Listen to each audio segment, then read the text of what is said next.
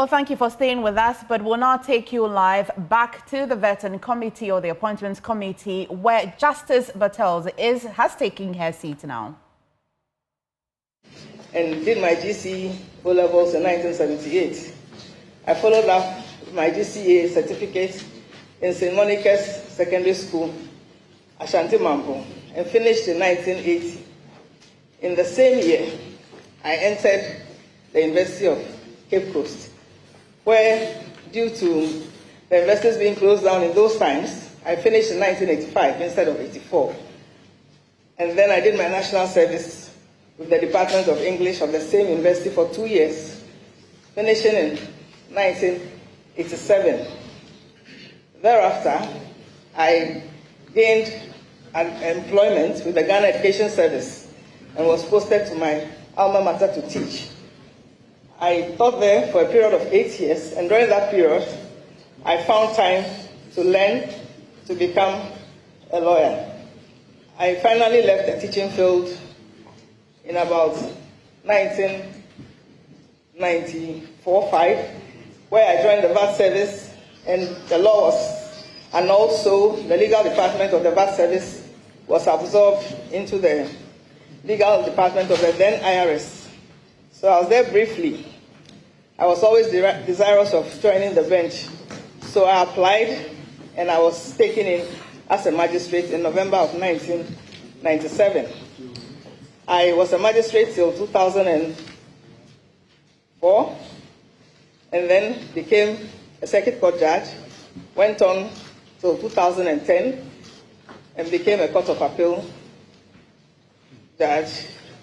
Became a high court judge, and then went on to the court of appeal in I'm mixing up the dates a bit, if I may just refer. We have all those things on your Very CV. well. I mean, from the High Court, I went to the Court of Appeal December 2019, and I've been there since this moment. So briefly, that's something about me. Thank you. We've delayed you, so we don't intend to delay you further. We move straight ahead to call for questions. So, Honorable Tampuli, you have the floor.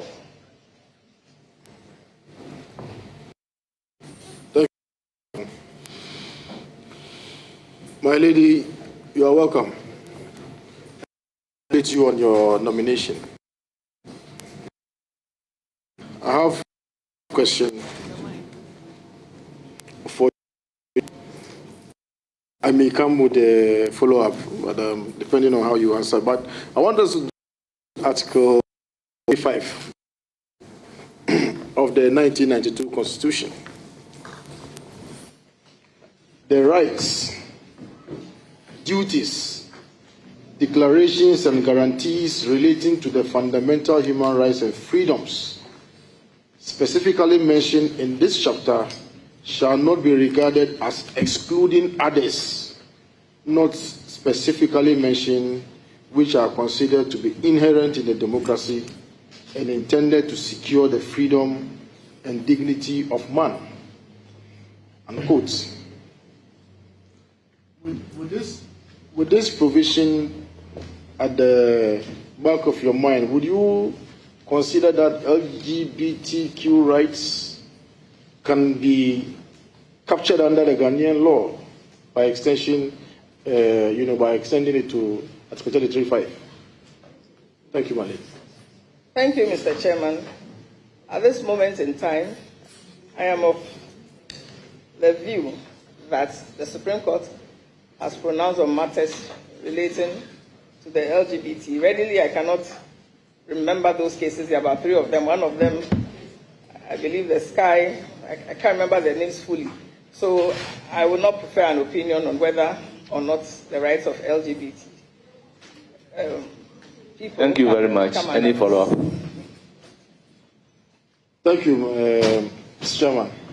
So apart from these LGBTQ, do you conceive of any rights that can come under this provision, under Article 33.5, from your practice and your, everyday relationship with people? At the moment, no. Very well, that will be Mr. Chairman. Honorable Bafo. Thank you, Mr. Chairman. Congratulations, my lady, and welcome to the committee. My lady, in 1981, the intestate succession law was passed to protect mainly widows. That was the philosophy. Their right to the property and also surviving children. In our local parlance, we refer to them as, colloquially, we refer to them as orphans. So mainly, spouse.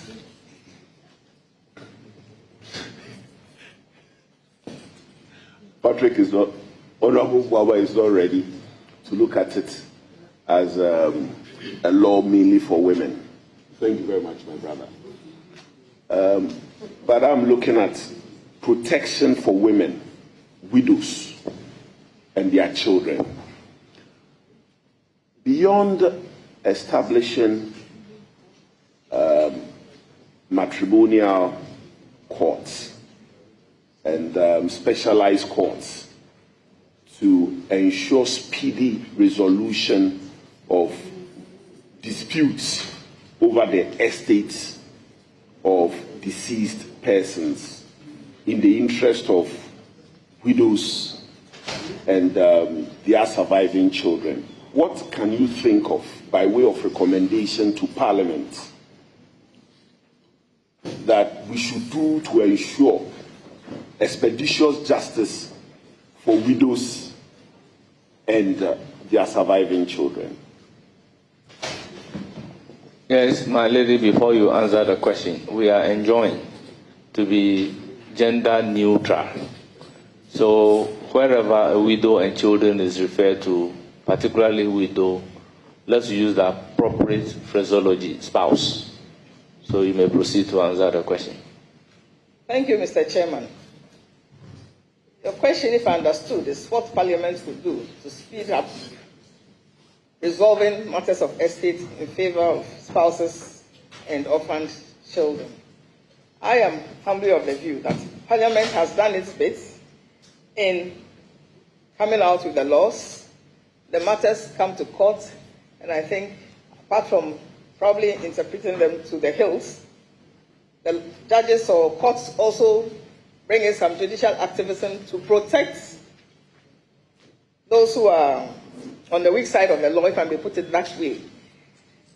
Therefore, in terms of Parliament doing something further, I do not think they can do more than come out with laws. Maybe some of the problems that have to do with the settlement of estates are cultural issues, in terms of perhaps, even though PNDC Law 111 is there, some people think that even though the law says this, I think that this person shouldn't have that. So beyond the promulgation of laws, I do not see how much further Parliament can go. That is my view. Thank you very much. Any follow-up question?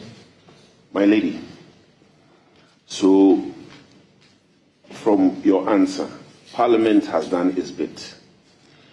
The people of Menchia want to know what the court can do to ensure that when such cases come to court, there will be limited procedural bottlenecks, more or less speedy delivery of justice for such people. What can the court do? If there are procedural reforms you may want to recommend to ensure that such people get justice expeditiously, given the consequence of lengthy litigation on the properties and even the persons themselves, to the extent that some of them, their education is affected, their well-being affected. I mean, their lives. Yes, my lady, you have the floor. Thank you, Mr. Chairman. Very well. I believe that you are interested in how fast cases or matters to do with administration of estates are settled. I believe the Judicial Service has put in place courts that deal with matters of estate, probate issues. On the other hand, I have been in courts, even at a time in the Court of Appeal, something came on appeal to do with a matter of estate. And as we say in the Children's Act, the children cannot wait, or even if not in the Children's Act. Since I was a magistrate, it was always one of mine. So things come up, maybe somebody's school fees are outstanding, something is hot and burning. The courts find ways of dealing with it. I do not think estate matters wait unnecessarily long, unless, of course, there are some contentious estate. Well, but generally, I think the courts do their best. Thank you.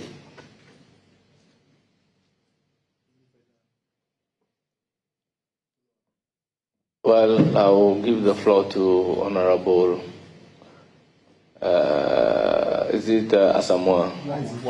Boama, Honorable Boama. You are entitled to one question and a follow-up. Thank you very much, Mr. Chairman. Not Yao Boama, but Boama Nyako. I'm also Yao Boama. You are also Yao Boama. But Isaac against Patrick. Okay, Thank you. Yao Boama, the first time. Yes, Chairman. Thank you very much, Chair, and congratulations, my lady, for your nomination. There's been a lot of discussion around the workload at the Supreme Court, which is leading to the increase in justices at that level. Now, we know the jurisdiction of the Supreme Court from its original to appellate and supervisory. There's a conversation around limiting the jurisdiction of the Supreme Court to terminate some cases at the Court of Appeal so that the Supreme Court can manage its original jurisdiction powers amongst other appellate matters. What is your view in terms of limiting the role or the functions of the Supreme Court to other matters and capping some cases at the Court of Appeal level? Thank you very much. Very well. Thank you, Mr. Chairman. I am aware, or I realize that the load at the Supreme Court has gone or grown bigger with the years. Yes, it would be good if some cases terminate, let me put it that way, at the Court of Appeal, so that the Supreme Court will have maybe less load in that sense. I do not know whether that satisfies your question, or that's all of the question you asked. I think it was 2 in 1. I didn't quite. Chairman, thank you. Yes, you concur that it is possible to do a cap of or limit the jurisdiction of the Supreme Court to an extent. But in your reasonable contemplation, from all the jurisdictions that we've raised, which one do you think comes in handy, taking off the burden at the level of the Supreme Court, knowing that you are coming from the Court of Appeal and have risen through the ranks from magistrate up to the Court of Appeal, now to Supreme Court? I'm of the view that some of the appellate load should be taken off. Maybe cases that begin perhaps in the magistrate courts could terminate at the Court of Appeal, and that will be it. Thank you. Yes, I will give the floor to Honorable Anthony Mia. I'm very grateful, Mr. Chairman. Welcome, my lady, and congratulations on your nomination. Accra. Right, okay, let's start with the legal aid. My first question would come from the legal aid. In your contemplation, do you think that the Legal Aid Commission has successfully implemented Act 977, which established the legal aid? Again, do you also think that in the case of the vulnerable and the marginalized, that the legal aid has succeeded in addressing their concerns for legal aid? Thank you, Mr. Chairman. I would not say that they have not succeeded. Rome certainly was not built in a day. The legal aid has its own issues in terms of funding, in terms of enough lawyers, and other peculiarities. And besides, I don't know how well spread they are in the regions, whether they are represented everywhere, and how many lawyers are manning it. So in terms of helping the vulnerable, there are many more people that need legal aid than the country has legal aid to offer. Thank you. Thank you. Follow-up question. If you have the opportunity to make recommendations to help the legal aid properly achieve its mandate of serving the poor, what are some of the recommendations you would make? Thank you, Mr. Chairman. One thing that comes readily to mind in terms of manning or staffing the legal aid, I would say that for fresh lawyers from school, they could be made to do their national service right across the country in legal aid offices. Maybe a certain minimum number posted, or depending on the size of the region and the population, maybe on that level. Where there's more, they need more. So the point is, if we can send national service for young lawyers to go to legal aid offices, that will also fill in the gap. And the next time they finish, another batch goes. And I think we'll build the capacity and we'll be achieving what they're set out to do. Some may even stay on and make their lives in legal aid. Thank you. Now, my second question.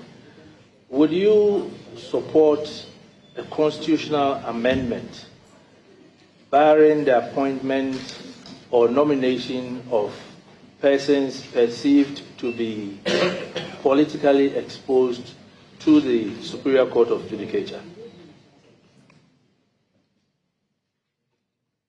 Did I hear say, will I support, Mr. Chairman? Can he just, the question said, will I support the question?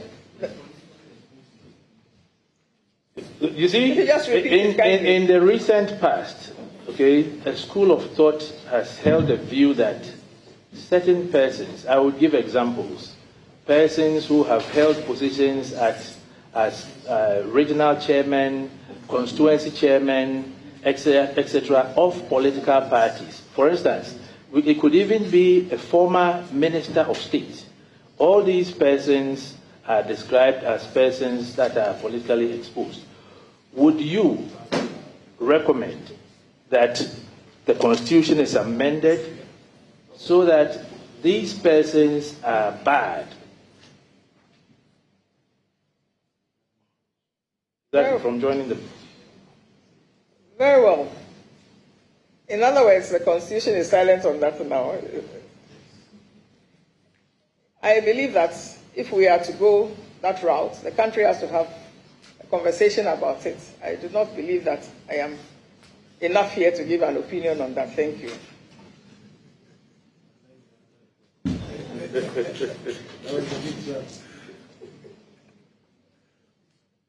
It's your third question.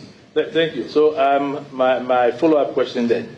Now, let us zoom into Article 1284.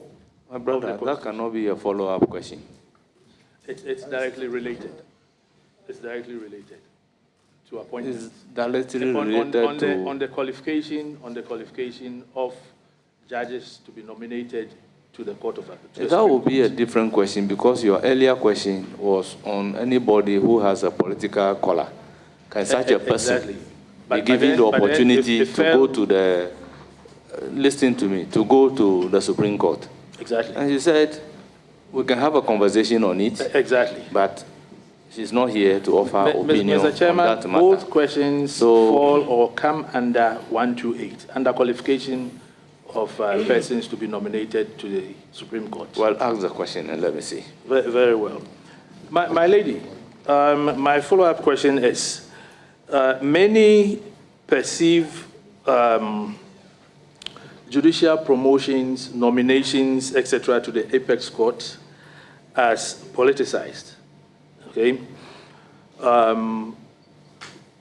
What transparent mechanisms would you recommend to ensure that merit-based progression is introduced within the judiciary? Well, before allowing my lady to answer the question, take note that that is your question number 3.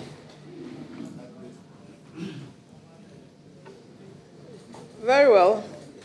Your good self expressed the view that many perceive. From where I come from, I've been in the service for 28 years.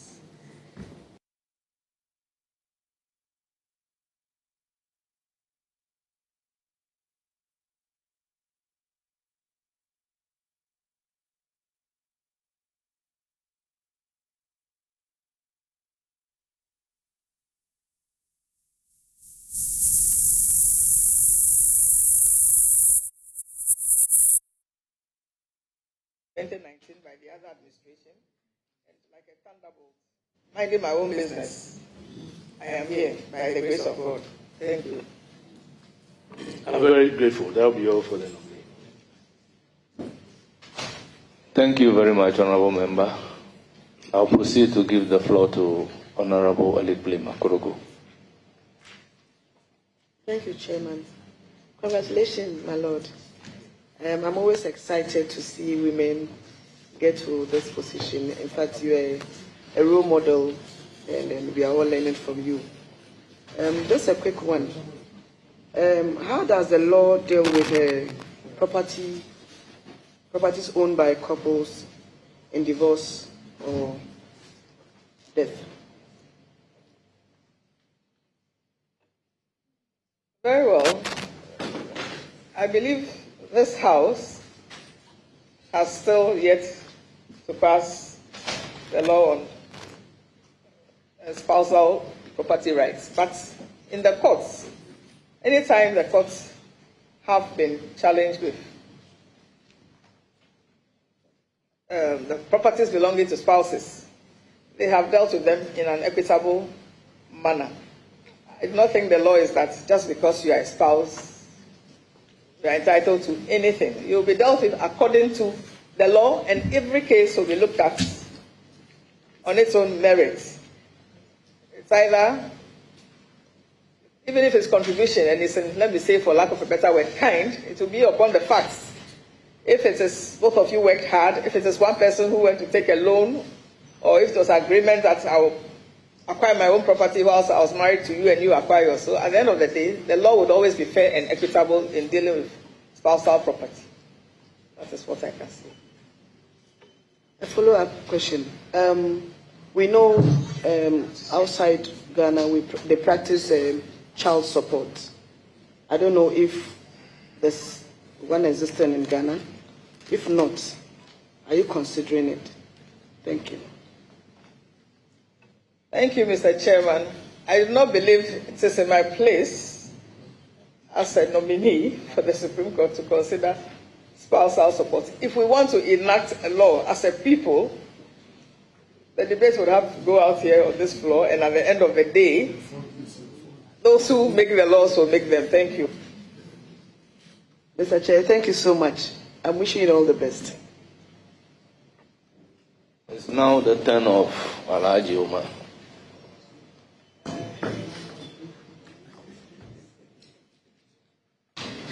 Thank you, Chairman.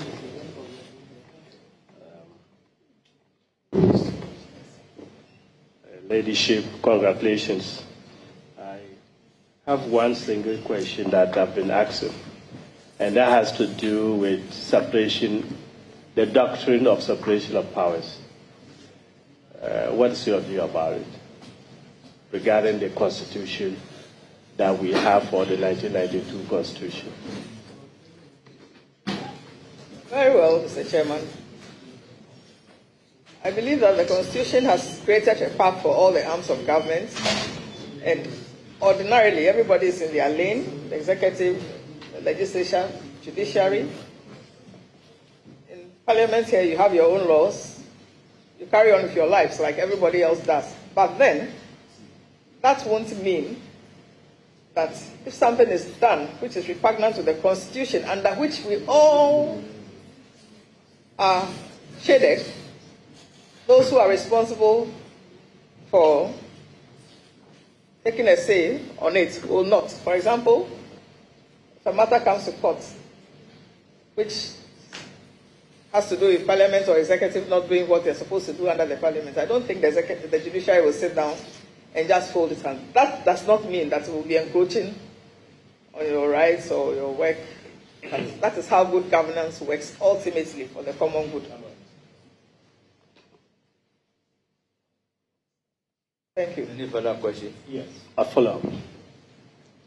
Thank you. This is, I think, is a question about practicability. Practical.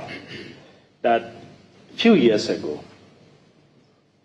Parliament was working on a law,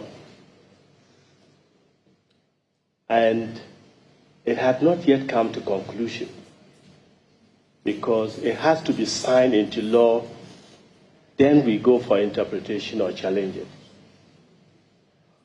But it looks as if the Supreme Court, not once, severally, interfered in the work of Parliament. I want to find out, if you are sitting there, will you continue that? Well, are you talking in respect of the decision of the Supreme Court in Adzua versus Attorney General? Adzua versus the Attorney General? Talking about recent LGBT law which was passed and got arrested, someone went to court, and the president had not yet. Then with all due respect, I'm likely to overrule you because the nominee is not here to comment on a matter pending before the court or a matter that the court has already made pronouncement. So you may ask another question. Thank you, as I guided. Thank you. I wish you well. Thank you. I will proceed to give the floor to Honorable Patrick Yaobuama, the senior.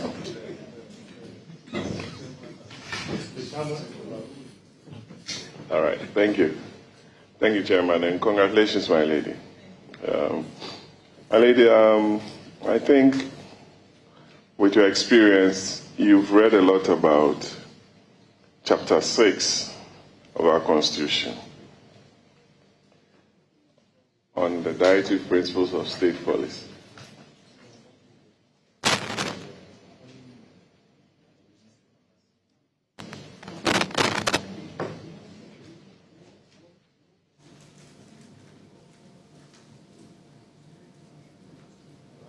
My lady, please, are you there? Yes. Especially Article 36. On economic freedoms and rights, and the fact that the president must, within 2 years, bring to Parliament his plan of development and what have you, asking for direct investment to come into the country. There's been a debate on the bench for some time about the justiciability of this chapter. I want to hear your views on whether the provisions of under Chapter 6 are justiciable, in your view, because I'm sure some of your colleagues have their own ways of merging these provisions with other statutory provisions to make it enforceable. So I just want your take on this. Thank you. If I understood you, Mr. Chairman, you mean whether the provisions under Chapter 6 are justiciable. I am of the view that if they were not, the framers of the Constitution wouldn't have even put it there. At the end of the day, the whole country is entitled to development.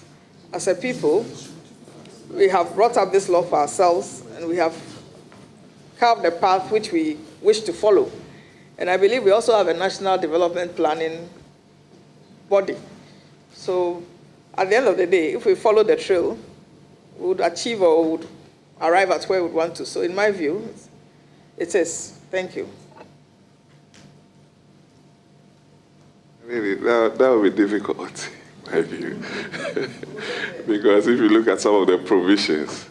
We'll get there. Rome was never built in a day. Very well, very well. I just wanted your thoughts because I've read certain positions by Justice Datebai and his group and how the positions some of them took. That's why I asked you. So let's look at emerging trends. You're a very modern judge. And I know you've taken an Uber before. Or very well. You've heard about Airbnb. I'm sure you've stayed in one of them. Not yet. Not yet. Yango and all the new technologies that you don't even know the source, but you pay with your card and enjoy the facilities. You are there 2 minutes, a car comes up, you don't know the person, you key in your address, the person takes you, whether the person is a murderer or not. You just sit in the car, takes you there, you travel and you book an Airbnb and you go and stay there. With some of these evolving technologies, would you recommend to your JTI, Judicial Training Institute, to take a critical look at some of these emerging trends so that the justices are abreast or kept abreast with some of these modern trends so that they will be able to determine some of these issues when they come to them in the nearest future? There is a decision in Italy. That's why I'm asking you this question. Thank you. Very well, Mr. Chair. You've mentioned a lot of business names that all form part of this modern trend. But your question, if I understand you, saying that the JTI should train judges when some of these things come up, do you mean when issues, if you could clarify that kindly? Thank you. That these are emerging trends and new decisions are being taken in some other jurisdictions. I haven't heard of any in our country. So I just want to find out from you whether it will be part of your activism or your advocacy when you go for training so that we are not caught off guard when some of these things come up. That's it. Very well, Mr. Chairman. I share the view with you that these are modern and new trends, and we all have to learn, especially the judges, because the society is ever evolving and these things will catch up. I would give you a simple example about Facebook. Some years back, when I was in the circuit court, I think, I know there's something that is called porn revenge or nude revenge. Porn revenge or nude revenge between exes, like ex-partners. So somebody shared a picture of his former girlfriend. Let me say, we are all adults here, a nude picture of his former girlfriend with other people. And you know how the world is. I always tell friends that once you take the first photo, click, it's no longer yours the moment you send it. And you can imagine the mental agony to this person, but the matter came to court and it was difficult to apprehend, but with our electronic laws, et cetera, and I think the police also did some good investigation and he was apprehended and dealt with.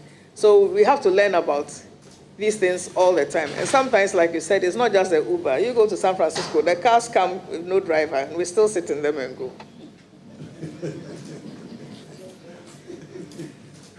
Thank you very much, my lady. As for me, when the car comes and nobody is in it, I will not sit inside. I'll run away. No, we just go and observe the bridge and run away. My lady, let's stay there and talk about media freedoms. The Constitution guarantees media freedoms, but there's little to talk about when it comes to content. People generate content, share them, discuss them, before you realize everything is out there. But they will tell you, oh, the press is not subject to any direction or control. Yes, but there are limitations within the media space anyway.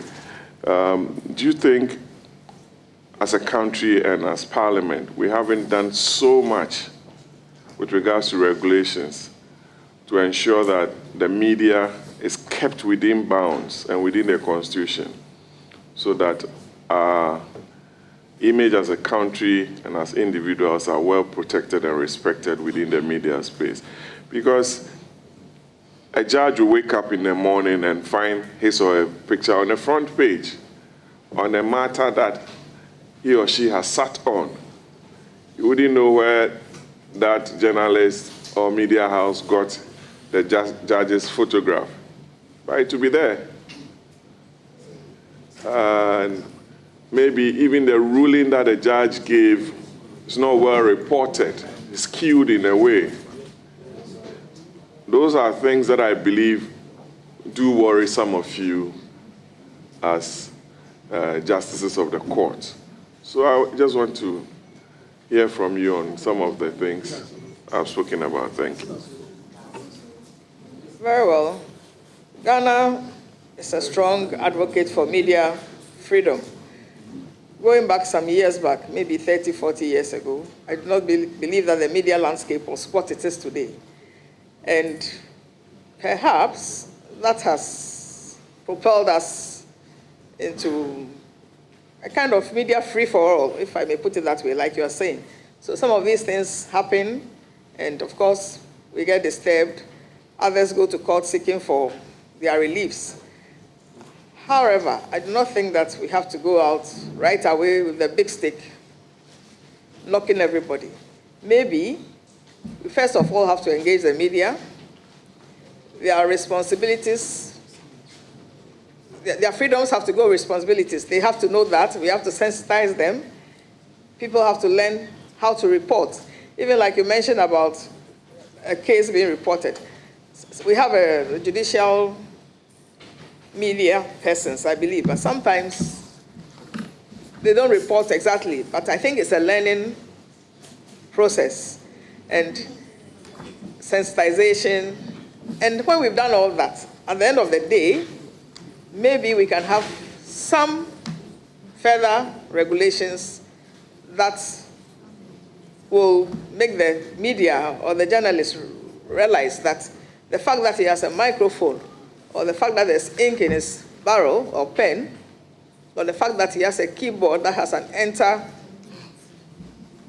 stroke, does not mean that he can just go to town. Respectfully, my views. Thank you. My follow-up question to that. Would you advise the Judicial Service to train some of the journalists in this country, or you have a training program for them, those who report from the courts? Would you ask that your next budget you request for some more money? I can see the acting CJ here, for some training of the journalists who report from the courts. Would you? And I wish you the very best, my lady. Thank you. I believe that can be done in collaboration with the JTI, and if it's brought to the attention of the Office of the Acting CJ, that certainly can be arranged. Thank you. So you're asking for more money? No, I didn't talk about money. I just said they could be trained. But of course, if we got more money, we would not be any less miserable. Thank you. Honorable Patrick Obama, you can donate 40% of your bank account to them. It will be in the right direction. I wish I could do that, but, you know, I'm miserable. It's now the turn of Honorable Haji Aladi Ayamba. Thank you, Chairman. Congratulations, my sister. I'm so proud to see you seated there. As a woman, it's not easy. I know you've worked hard, so I continue to pray that your efforts would send you higher. Well done. I wouldn't have asked you any question, but if I don't, I know what some of, I won't say that one.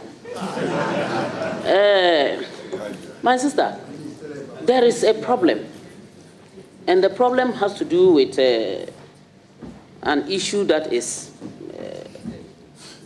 on the Criminal and Other Offences Act. I asked earlier on, and I think this is my third time of asking this same question. There is a gap when it comes to the age of having sex and the age of marriage. And it's quite disturbing. For me as a woman, I have looked at it severally, and I think that if at 16 years, especially the girl child, is still in school or supposed to be in school, and she is allowed or permitted by law to have sex, I believe she could easily become pregnant, get infected, run away, elope and leave school and what have you. Or even she could be misused. Excuse my language, I'm a teacher by profession, so I'm not derogating any teachers, even those who are teaching her. Now she has been given the permission. It means that even if that happens, nobody can be held responsible. She can become pregnant, that ends everything. But then, she cannot get married to the one who has impregnated her because she is still 16 years. Because the law says that 18 years before she can get married. The gap between 16 and 18 is a very big problem. 2 years, it's not a small thing. The child would have started even running around if she becomes pregnant, but she is not married. How do we reconcile this issue? My question is, how are we going to make sure that the girl either shouldn't have sex when she's 16 because of all these things we have identified, or the girl can marry? I'm referring to the girl mostly because I've seen that the issues are mostly on the girl child. Or she should wait until when she's 18. What do we do as women to help them, whether the girl or the boy? Very well, Mr. Chairman. If my memory serves me right, I think this gap was even bigger when I was a junior judge. It was probably 14 something, if I remember. I may be wrong, but it was bigger. You are perfectly right with what do we do with the gap. It has to do with the law and it has to do with morality. Sometimes it is very difficult to legislate issues that border on morality. If somebody can have sex at 16 but cannot marry, what is the whole point? All the dangers are there. I mean, I can't imagine when I was 16 and what? I was reading for my O-levels. I believe when you say, what can we do as women? You didn't say, what can you do as lawmakers? But I can say, what can we do as women, sisters, mothers?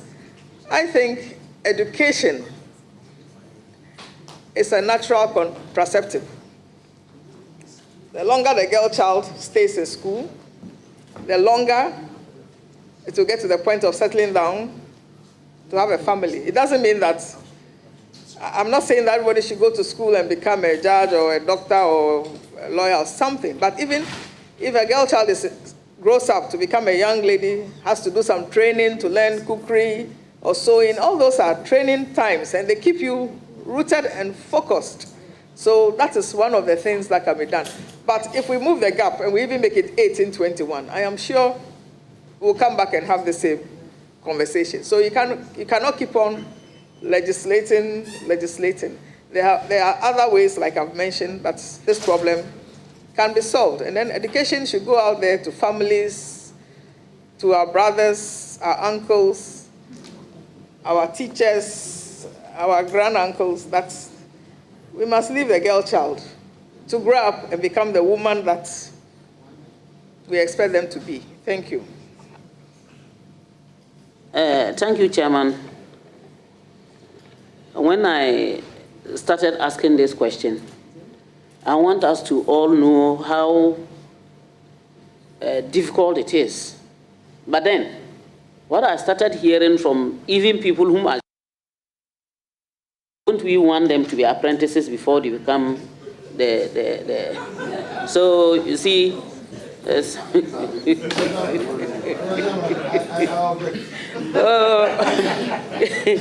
I want to just say, no, we don't want them to be apprentices. But then, that's on a lighter note. Let me thank you very much for coming up with a suggestion. That is on the issue of not having lawyers and what have you in the hinterlands, especially our villages. You made a very good suggestion. And I believe that we've all heard it. And I wish that if Parliament could even take it up and make sure that it is enacted into law to ensure that lawyers who come out should be posted out there, but with support, with some kind of support to encourage them. They should have accommodation, travel allowances, fringe benefits to make sure that they actually go and practice. I believe that it will encourage others. And I think that you made that point. It made my day. So thank you very much. And then I wish you all the best. I pray that you continue to rise. Inshallah. Thank you. Thank you. Thank you very much. I will proceed to give the floor to Honorable Kweku Rickett-Hagan.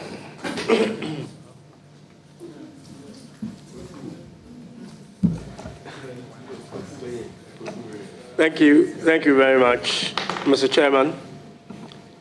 And my ladyship, congratulations. I have perused your CV like everyone has. And actually like the idea that you went to St. Monica's.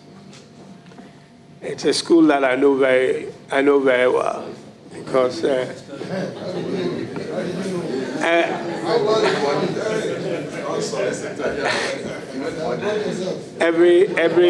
Honorable members, order. We can call for further and better particulars after the vetting. Actually, every auntie, cousin, including my mother, went to St. Monica's in Ashanti Mampo. So that's all. Yeah.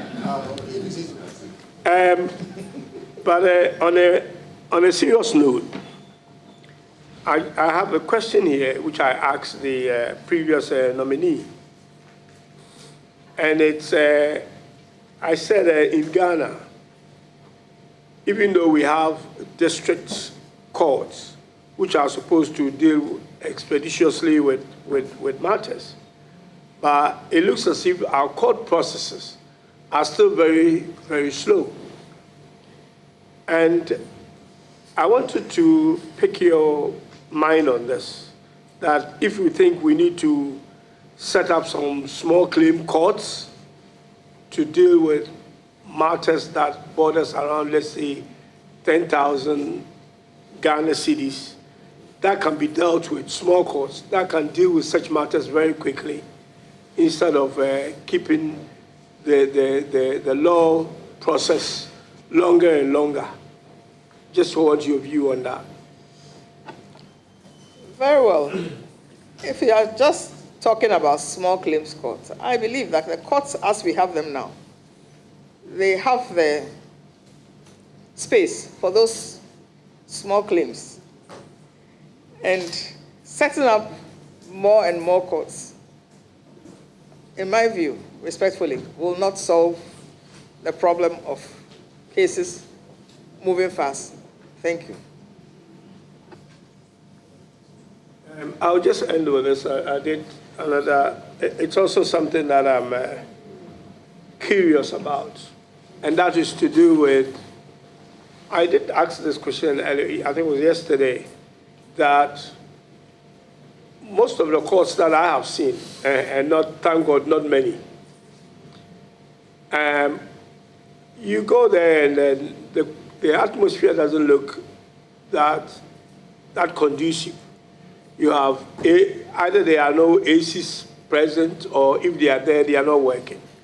But I still see, I mean, I've been accused, I still see, you know, our lawyers and judges in their wigs and gowns that are actually, look, they are suffering, they're really heated. I know this is a colonial legacy, that we institutions like yours, guard very well. But don't you think it's a bit outmoded? And we should start maybe designing something that is much more practical to our climate, and that will make our lawyers and judges feel comfortable. Like our speakers, I know there are only 3 of them in Parliament now, have taken their gowns off and put on attire that Mr. Speaker here, my chairman, is wearing. And maybe do with the gowns and wigs on ceremonial occasions. This is on a very light note, my concern for lawyers and judges. Thank you. Very well, like you said, it's on a light note. Old habits die hard. The spots of leopards never go. The surgeon is in his scrub. The policeman is in his dark uniform in the hot sun.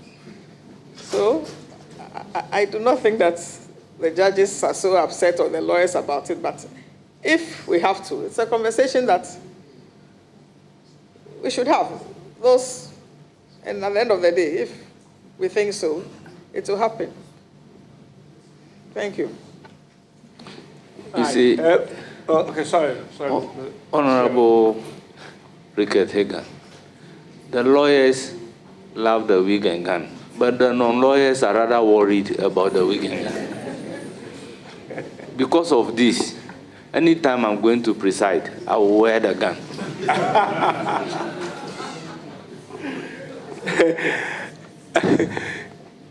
My ladyship, congratulations once again, and I wish you well. Thank you, Mr. Chairman. Thank you so much. I will proceed to give the floor to Honorable Jerry Ahmed Shaib. Thank you very much, Mr. Chair. My lady, you are welcome, and congratulations to you. My lady, so you are known to be honest. You're also known to be friendly, industrious, ambitious, and you're a grammarian. You're a grammarian. I mean, you're somebody who has very good skills in writing grammar. That's a report I read. I just want to find out how you came by all of this. Mr. Chairman, thank you. Well, I say fortunately, my parents were both into education. My mother was a teacher. I followed her to class 1. I started reading early, writing early, went through school, and ended up reading English for my first degree in literature, and taught it for about 8 years. So maybe that is the explanation. Thank you. So, on the issue of you being honest and having practiced for about 3 decades, as having been on the bench for about 3 decades, from the district court to the circuit court to the high court, the appellate court, now, to the appeals court, now to the Supreme Court. Have you, at any time in point, been approached by someone to offer you some sort of gift, bribe? And what was your posture? What did you do about it? Maybe 25, 26 years ago. Maybe I can't remember totally, but when we started as young magistrates, sometimes you go to a court and you have to develop a certain posture because people watch you and then people come and try and play tricks with you. But the moment you also send them the body language that you're not here to play monkey games with them, that's the end. So I wouldn't say directly somebody has come to, but we live with people, people get to know you. Integrity is everything. What you do in the daylight and what you do in the night, they are the same. So I wouldn't say that somebody has walked up to me or gone through somebody directly to come to me. Thank you. So my second question. So having still been here for about 30 years, what recommendations would you make in reference to judicial reforms, and why? when you talk respectfully, Mr. Chairman, judicial reforms, will that mean to do with the actual courts and administratively? They are all encompassing. Very well. To do with judicial reforms, many or oftentimes people complain about the slow pace of trials or court work. I won't say that. I will say that the judicial service I entered 28 years ago is not the same as today. For example, the lower courts, I don't think I ever saw a recording equipment in my court. We wrote laboriously, but times have changed. To have great reforms, we need to put in the infrastructure. If we talk about even e-justice, e-justice does not operate on steam, for lack of a better word. We need to put in the network.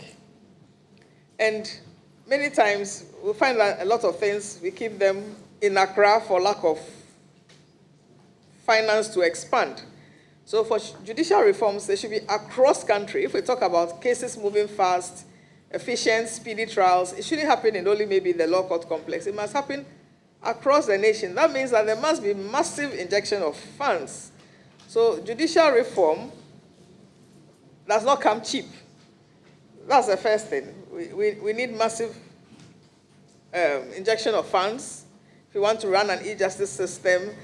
For example, 2 years ago, I happened to visit Kenya, and we went to their judicial training school, referring to e-justice and what they were doing there. And they even said, they came much after us. Ghana started e-justice some years back. They really came on board when COVID caught up with them.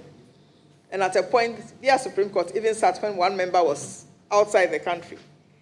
And they had this slogan, to the last mile. They were laying their fiber optics. You know, they were serious. The World Bank was with them, yes. So if we want to reform drastically, we have to take some of these things, the bull by the horn, and do them. Otherwise, we'll be tackling them piecemeal, piecemeal, piecemeal. That is one. For reforms, capacity building of judges. You can't train a judge maybe at entry point and say that is it. It must be continuous education. We must have good libraries. Law books are expensive. Not many people. We are entitled to a book allowance. That comes when it comes. For sure, it comes, but when it comes. And I am sure the book allowance will not buy too many books. So fair enough, if we can't buy too many books individually, we must have a well-stocked library where judges can go and have reference. Otherwise, we have to pay for these online libraries, even if it can be done for maybe the service and everybody can access it. Those are some of the things that will equip the judges to give off their best. Immediately, those are the two I can think of. Thank you. Thank you, milady. Milady, I picked up the e-justice part that I'm more excited about. If you had your way, what exactly would you recommend that we execute in reference to e-justice? Very well. For instance, I mean, can we say that judges should be taken through a whole educational program on AI and all of that, and even the service of REIT and all of that?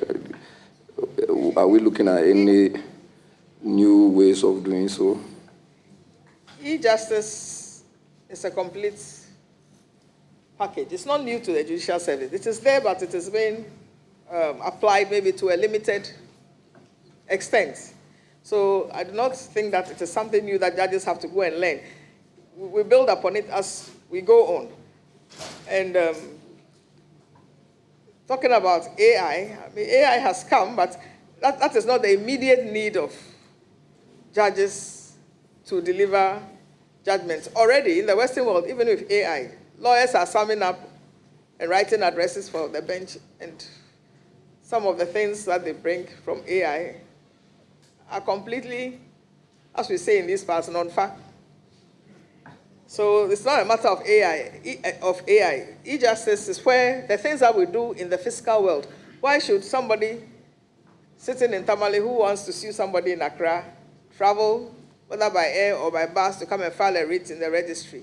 This can be done online. Evidence can be directly taken. Those are the things we are talking about.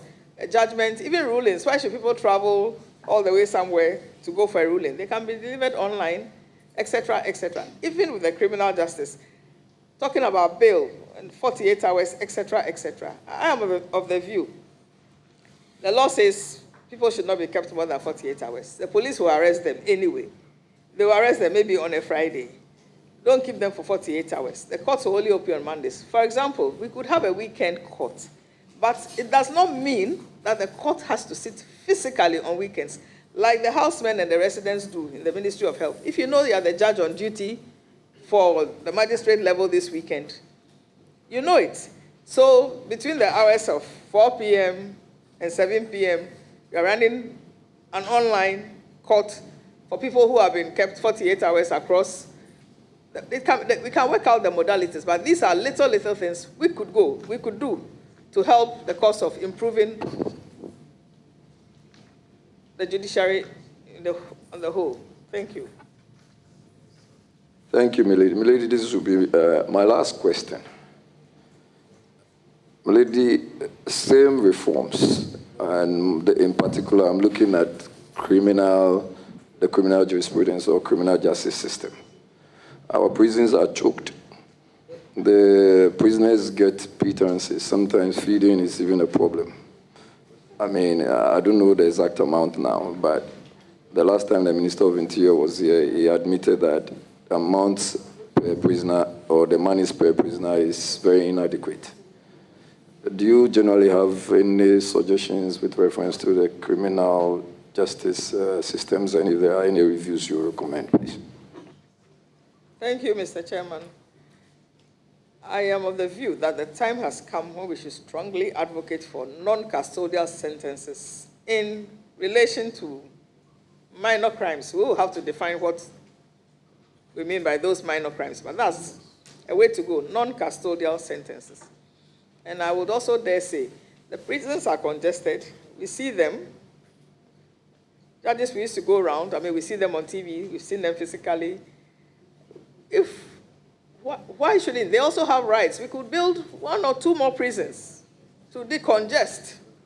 They are entitled to sleep like we sleep, not just be all squashed up like sardines. So, in my view, non-custodial sentences, and maybe a new prison or two, maybe one built in the middle of the country further up, one built somewhere.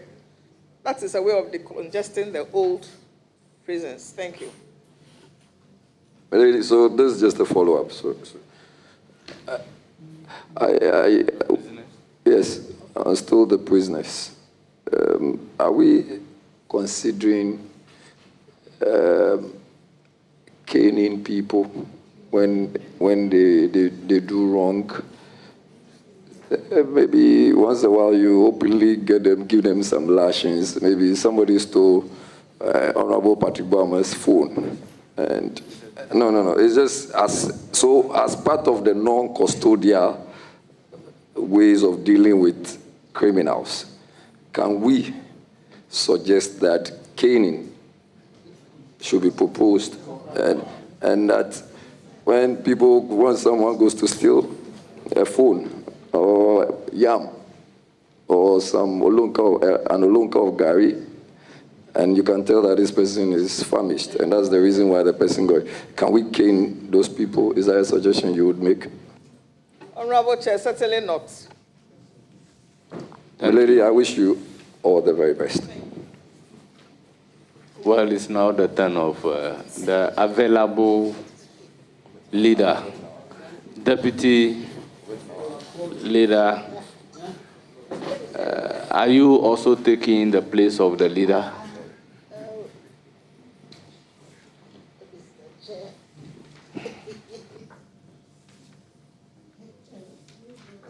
Very well.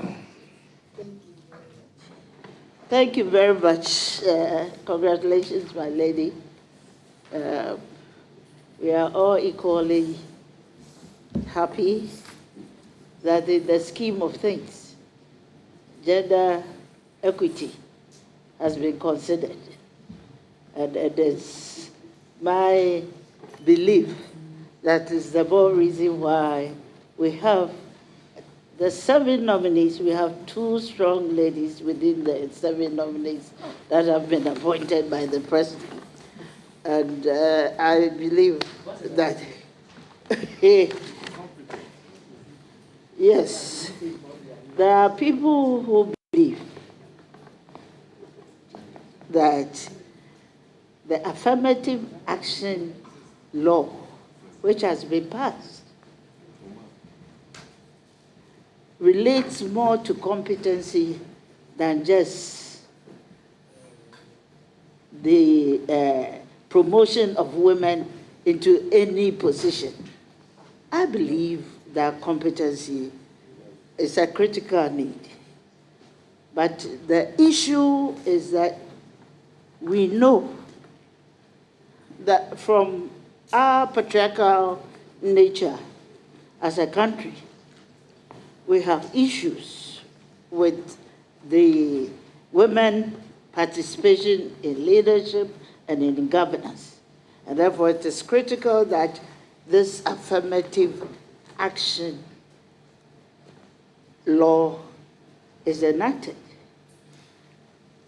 I would like to tease out from you, what will you do to promote this law, considering the fact that we have a number of people within the judiciary who may be up for the right appointment, but because they have not reached the the qualification, that's what I would say, the qualification back, it has not been possible to promote them to the level which you have reached at the moment.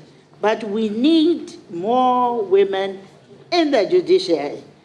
What will be your effort to enhance the participation of women in the judiciary? Thank you. Thank you, Honorable Chair. I'm not saying that we have enough women in the judiciary, but we have many women in the judiciary. Currently, if you look at our annual report book, the ratio, the men are about 50 point something, and we are about 49. They are just about 1% and a little more than us. In the past years, maybe 20 years down the road, backwards, a lot was done for the girl child. I am a woman, but I do not believe in affirmative action for affirmative action's sake. I say that because you and I are women. If women are just put anywhere for any house sake, and they go and they don't perform, you and who gets the flag? It is we, the women. I believe in mentoring young girls, bringing them up, building capacity, encouraging them to gain the heights. I would say, apart from the grace of God, nobody has plucked me from anywhere and put me anywhere ever in my life. All the steps of my life, I have worked hard, bid my time, waited on the Lord if need be, and at the end of the day, I am here. So in the judiciary, we have quite a number of good women, like I said, the skills, and like Honorable Adzua said, very soon, it might be that there may be more. Maybe at this point, I may become a boy-child advocate if I'm not careful.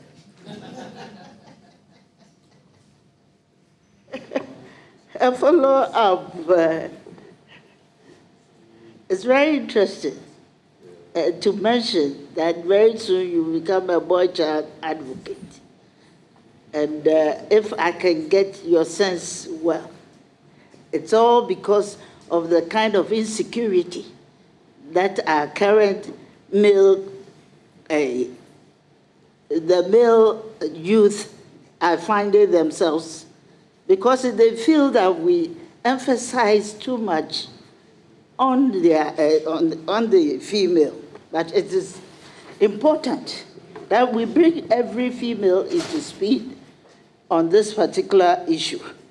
We are never saying, and I need to underscore that we are never saying that promote any woman at all. Competencies are a critical need that will require the promotion of every woman. But what I wanted from you is that, what are you going to do specifically?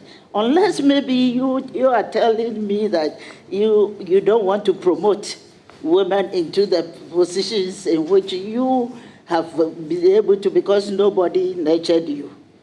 But that is what I wanted. You've named education as one aspect. There are also mentoring that you can also be looking at any point in time. I don't know.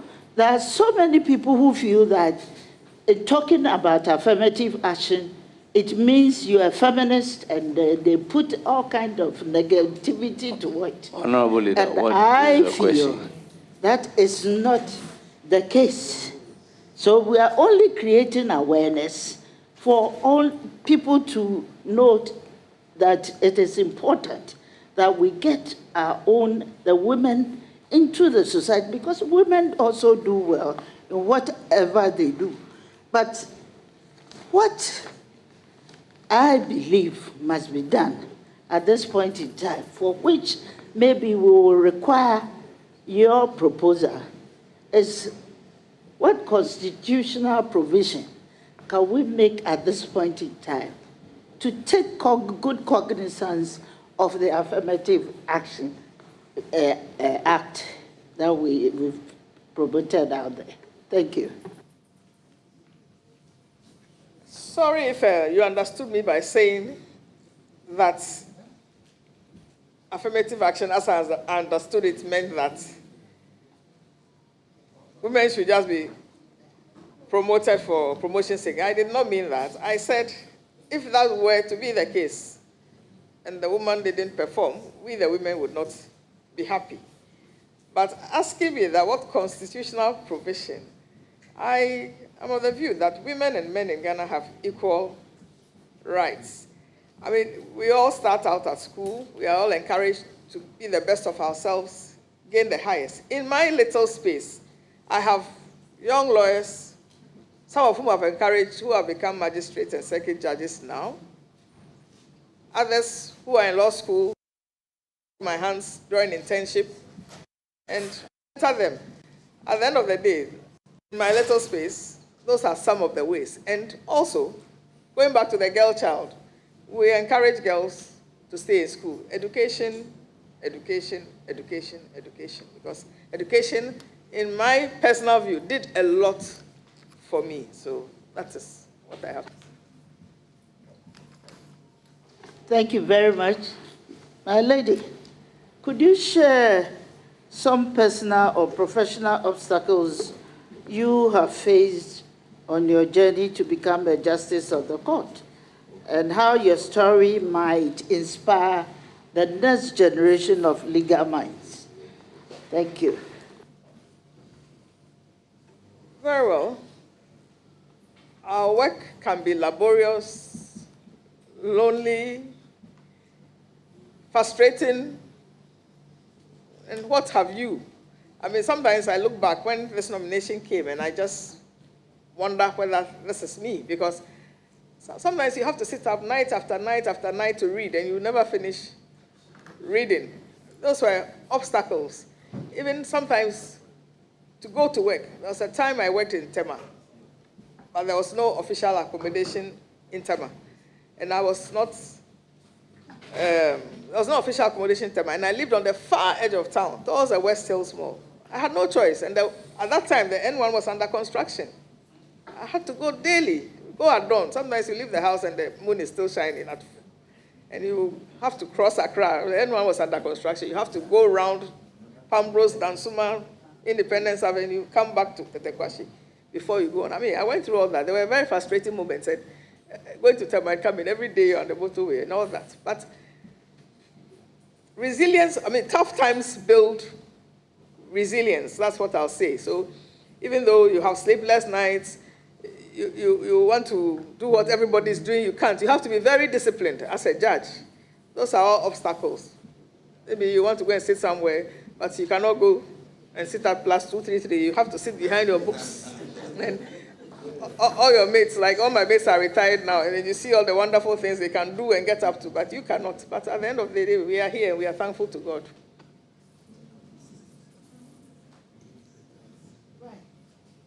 Thank you very much, Mr. Chair. My lady, I think we are teasing this issue out of almost everybody here. What do you think of Article 66? First, if you may open and then get it read out.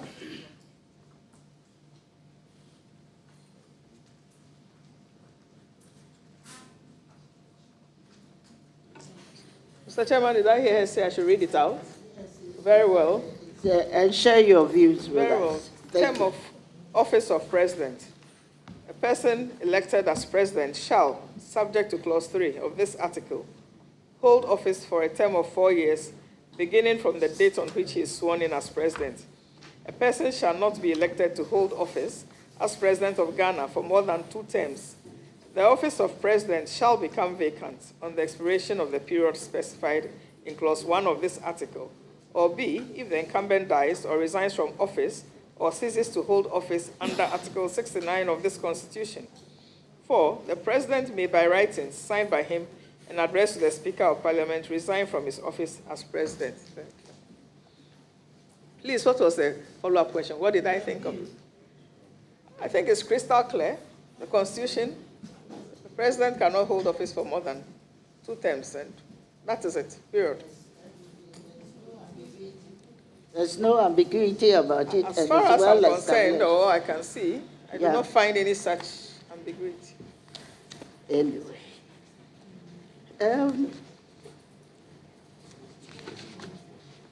Yes. And I'd like to find out from you, there is that common belief that the judiciary, critics have held the judiciary as corrupt. But I would like you to share with us what you think about corruption in this respect. Corruption anywhere should be eschewed, not only in the judiciary, but anywhere. I am of the view that when people talk about the judiciary, a lot of times they clamp up or gather up everybody working in the judicial space. It's not only judges who make up judicial work, right through from other services, the police, the prisons, judicial staff, judiciary, they all work together. So I do not think it is a blame to be laid at only the foot of the judiciary. However, one bad fruit in the basket makes all others bad. So I am humbly of the view that any presence or otherwise of corruption should be stringently seen to and wiped out. That is what I have to say. Thank you. Thank you. Yes.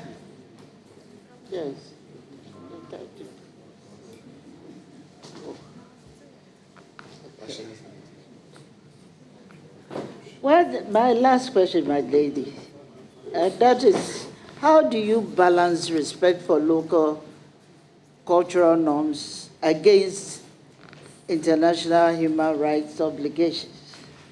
Thank you.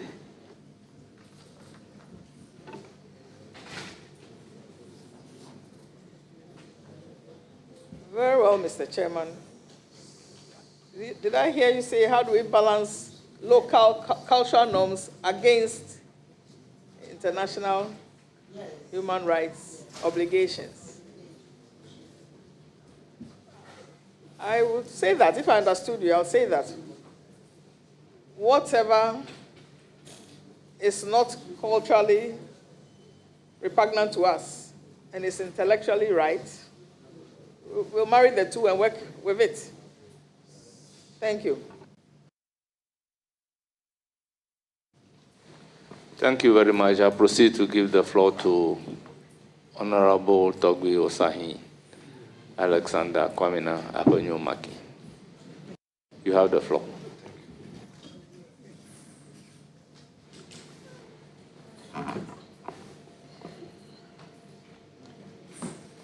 My lady, please, let us look at page 1 of your CV, your 5-page CV.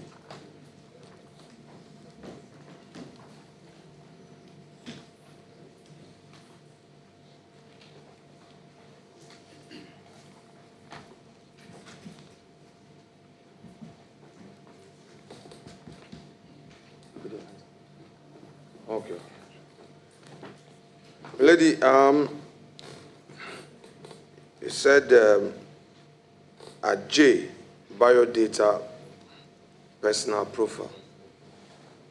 At J, you say you speak every English entry.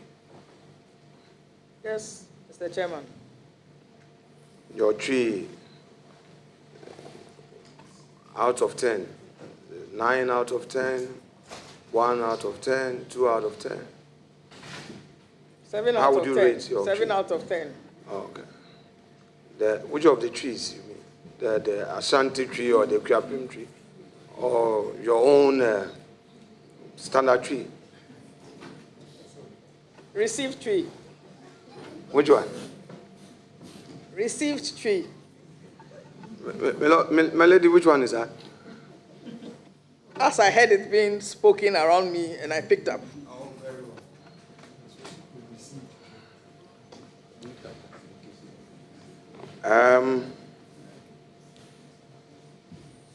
You come from Peki? Yes, Mr. Chairman. And you were born in Tamale?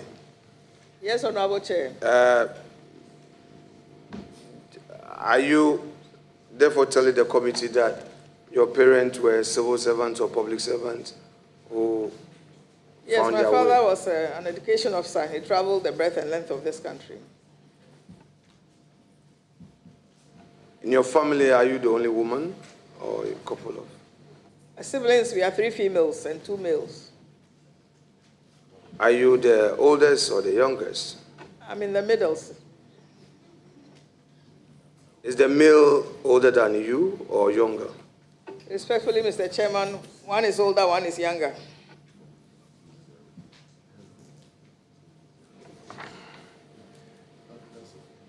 From the records, you were in Achimota School, and then you moved to St. Monica's Secondary School in Ashanti Mampo. So you had an experience of a mixed school and same-sex school. Yes, growing up. Honorable Chair. Are you able to share with us any experience in both situations, please? Very well. I spent 5 years in a mixed school, so I was used to that. And then I found myself in a girls' school for 2 years, but I survived. Thank you, Mr. Chair.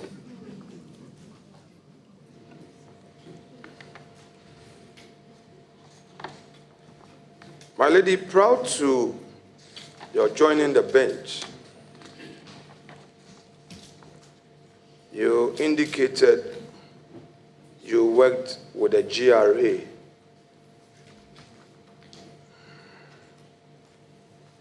On your CV, page 3 or 5.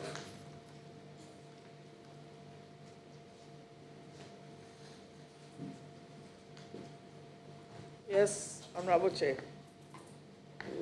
Where exactly were you at GRA? Were you at the... At the time, I joined as Honorable Chair, humbly Honorable Chair. At the time, I joined the Value Added Tax Service when it had just been introduced. Then within a few months, it was annulled. Therefore, the staff there in the legal department were absorbed into the Internal Revenue Service as it was then known. So in those days when I was there was nothing like GRE as we know it now. Thank you. From the records also, you would agree with me that you spent some 9 years at the High Court. Yes, Mr. Chairman. Until you were eventually promoted in December of 2019 to the Court of Appeal. Yes, Mr. Chairman.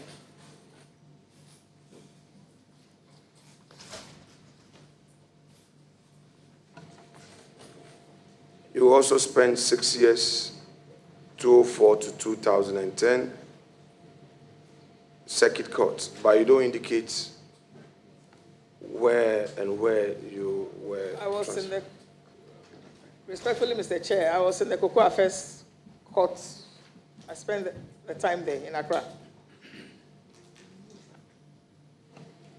Have you been a High Court judge in Winneba?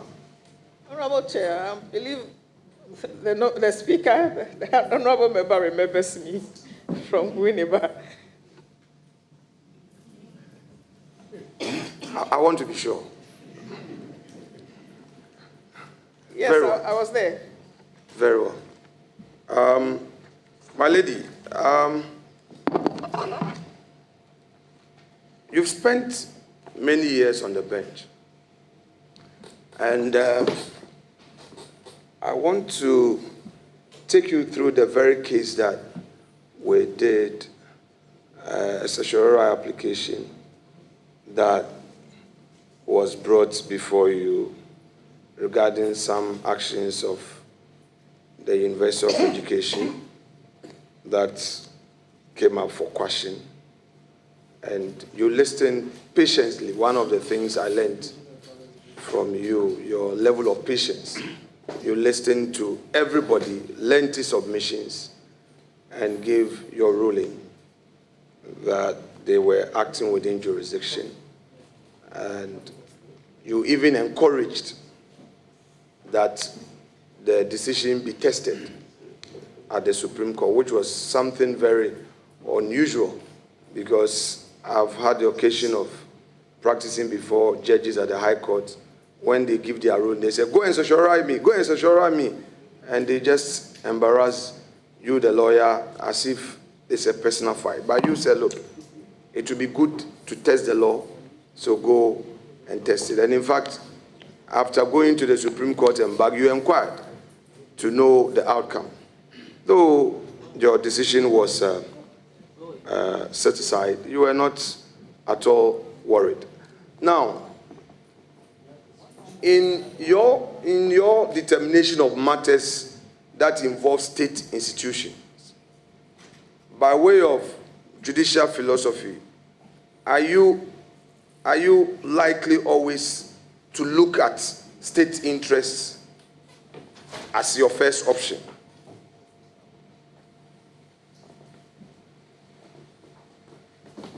Are you likely to look at state interests as your first option in terms of arriving at a decision?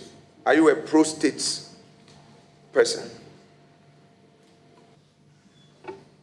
Respectfully, I always pay fidelity to the law, so I will not say that I am a state person. Whatever comes before me, I'll look at the facts and look at the law, and I will be guided.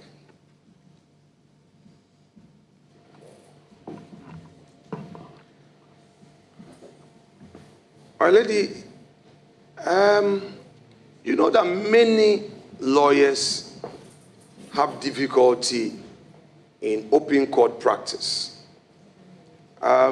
Sometimes when we meet as lawyers and we ask some of our colleagues, why have you stopped going to the court, or why don't you want to do court practice? The complaints are that some judges are too harsh.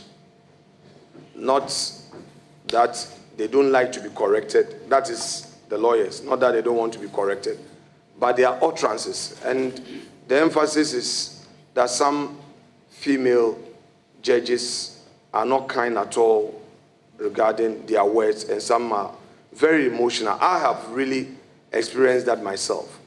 What would you say to encourage some of these young lawyers who have such concerns about such attitudes of judges, particularly female judges? Mr. Chairman, I will say that it's unfortunate that people will want to stop their whole practice because of, again, it would be unfortunate if a judge or a female judge were to speak harshly or berate a lawyer, be it a junior or whatever. I do not think that has been my cup of tea. I have not behaved that way on the bench. I would not encourage it. If I were to meet any lawyer who says he has stopped practice before that, I will encourage that person to go back and pick up the pieces and practice, and not to be deterred by such. Quite encouraging. Thank you very much.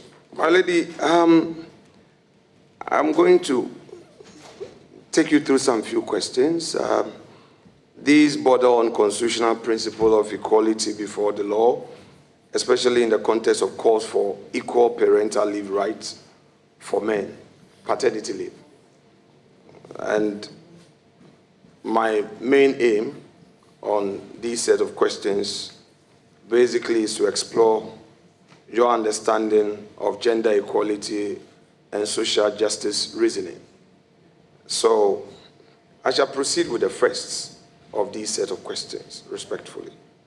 1, on constitutional interpretation of Article 17.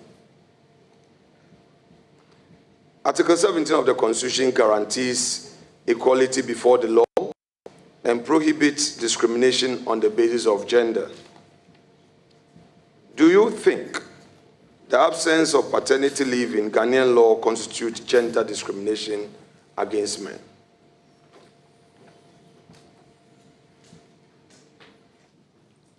Honorable Chair, thank you. To the extent that the men are denied it, that is some form of discrimination. Would you therefore propose a legislation, a parliament enactment, and not a court enactment to fill this gap? Or now that you're going to the policy court, where things are large, you would prefer that if Parliament is not acting, you will zoom in to act, bearing in mind the fact that after Glomega in Article 1815, where you give Parliament the chance to enact, to regulate, we are still not done with that. Would you want to take that up, should there be a situation like this, to fill the gap, my Lord? Thank you, Honorable Chairman. If the opportunity came my way, I do not think I would mind. However, Parliament could do same. Thank you. My lady, I didn't get the last part of your question. However, your answer, please. I said, however, Parliament could do same, but if I had the opportunity, I would do it. But I'm sure the leader of government business has heard us, and the Children and Social Protection Minister has heard us to make proposal to the executive. If it comes, I'm sure it's something that Parliament could consider. Thank you very much for that view. Now, on social rules and constitutional evolution, some have argued that exclusive maternity leave reinforces outdated gender roles and that equal parental leave will promote shared caregiving. From a constitutional perspective, how should the law respond to such evolving social expectations? thank you, Mr. Chairman. Did I hear equal paternity? What I'm saying is that there is a school of thought that exclusive maternity leave reinforces outdated gender roles, and that equal parental leave will promote shared caregiving. Now, from a constitutional perspective, you go into a constitutional court. How should the law respond to such evolving social expectations? I think a question ago, Honorable Chair, a question ago, the answers would fit into this. If we are to go forward and apply equal leave on both the paternity and the maternity side, we have the maternity leave already. We should then bring about the paternal leave so that it is equal. Both parents can share. Thank you. You are giving some good news to the men. Very well. Now let's also look at balancing biological realities with equality. On this score, I would want to pick your thoughts on this. So while childbirth is biologically tied to the woman, some say that postnatal care responsibilities should be shared. How should the law balance biological differences with the constitutional imperative of gender equality?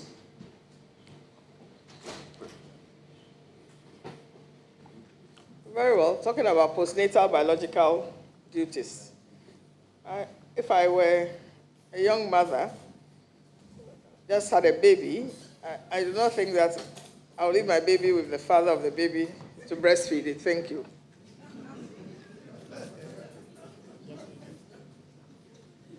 My lady, but these days we are told that there is this machine that pumps the breast milk.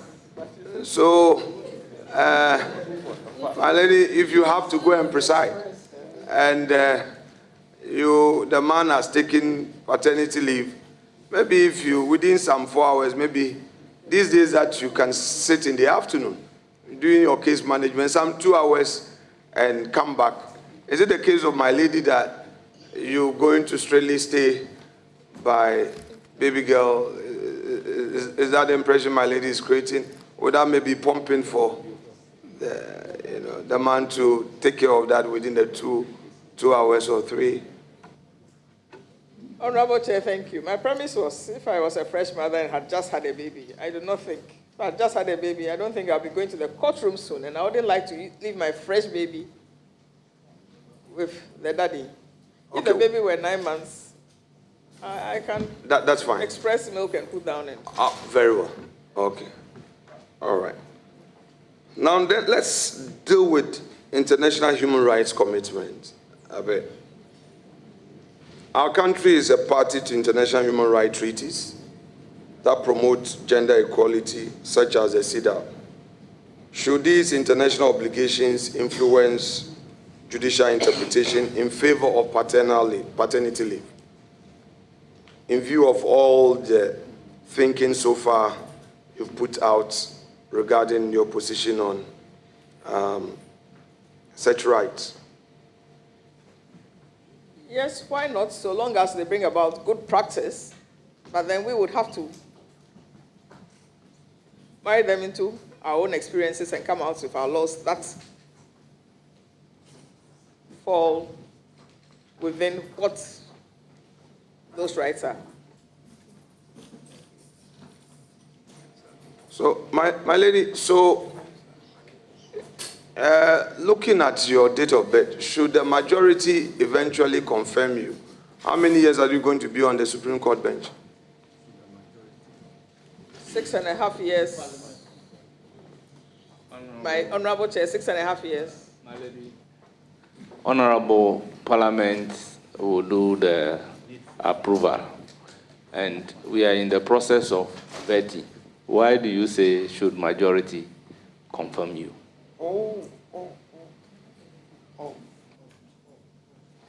I get what the chairman is saying. What I'm suggesting is that normally we take decision by majority. You know, majority carries the vote when the question is put. They say the ayes have it. The ayes have it. It can also be unanimous, yes. But looking at their behavior, look, they are yesterday's sins. I don't think. Anyway, yeah.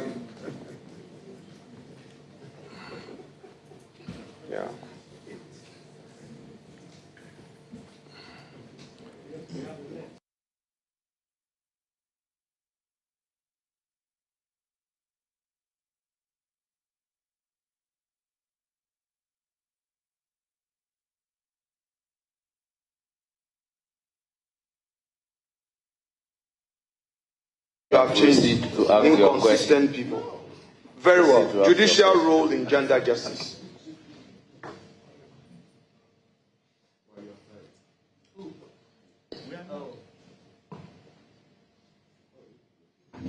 My lady, if a case challenging constitutionality of laws granting maternity leave but denying paternity leave come before you, how would you approach the issue to ensure fidelity to both equality and public interest?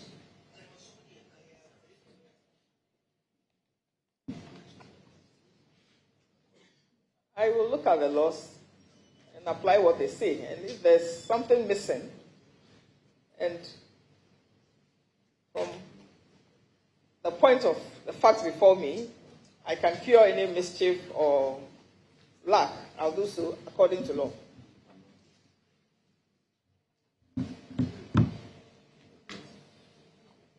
My lady, I'm now going to focus on issues on constitutional provisions relating to the Council of States, i.e. Article 89 to 92, and the growing public calls for its abolition or reform, especially proposals to replace it with a second chamber of parliament, i.e. a Senate or a House of Elders, to strengthen deliberative governance. So, my next set of questions are going to be based on these. So first would be on democratic legitimacy and constitutional design. Now, the law provides that the Council of State is an advisory body with no legislative power. Yet, it is sometimes called a toothless echo chamber. In your view, does its existence enhance or undermine democratic accountability and legitimacy within Ghana's constitutional framework? Thank you, Honorable Chair. I'm not of the view that its existence undermines what you have just said. I'm of the view that if we find that they lack certain strengths, those could be enhanced to make their output serve our purposes as a nation. Thank you. Now, my lady, in the advisory role, reference is often made to decisions that they have communicated to the president. And the decisions are communicated without the details being shared with the public. And the public lately seem to be so concerned about the governance of our country. Would you suggest that the time has come for the Council of States to be seen to be doing some interfacing by explaining to the public or sharing with institutions like Parliament some of its decisions? After all, even in the lawmaking process, where the president refuses to assent, there's a process that requires a referral to the Council of State for them to have an opinion and bring it back to Parliament for a second consideration of the bill. This, it is stated in the Constitution. but in other matters, we don't. A recent example is the public outcry regarding their determination of a prima facie against her ladyship, the Chief Justice. Some hold the view that a transparent system where the Council of State, for instance, could have come out with their written opinion and share with the public on what constitutes the prima facie which led to the president exercising the discretion to suspend. That would have been helpful for governance.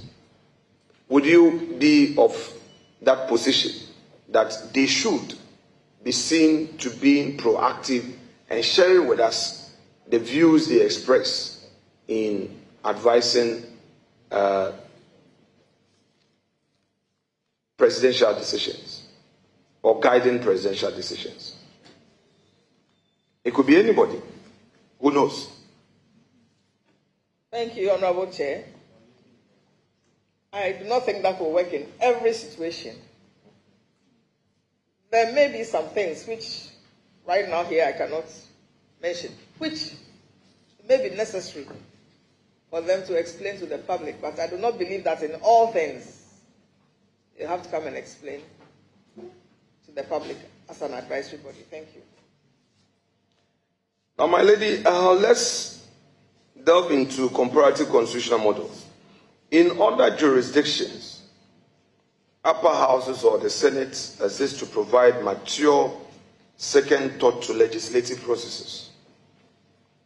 Do you believe replacing Ghana's Council of State with a second chamber will better reflect the principles of representative democracy?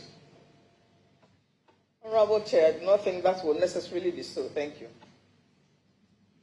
You don't think? My answer to the question was, I do not think that will necessarily be so. The replacement. Very well. Can you explain? Can you justify? Can I kindly have the question again? Yes, very well, sure. What I'm saying is that in other jurisdictions, the upper houses or the Senate exist to provide mature second thought to legislative processes. Do you believe replacing Ghana's Council of State with a second chamber would better reflect the principles of representative democracy? I said I necessarily, Honorable Chair, my answer is that I necessarily do not think that will be so, coming from my earlier answer that the Council of State could be strengthened. Thank you. So now, let me follow up on the phrase could be strengthened.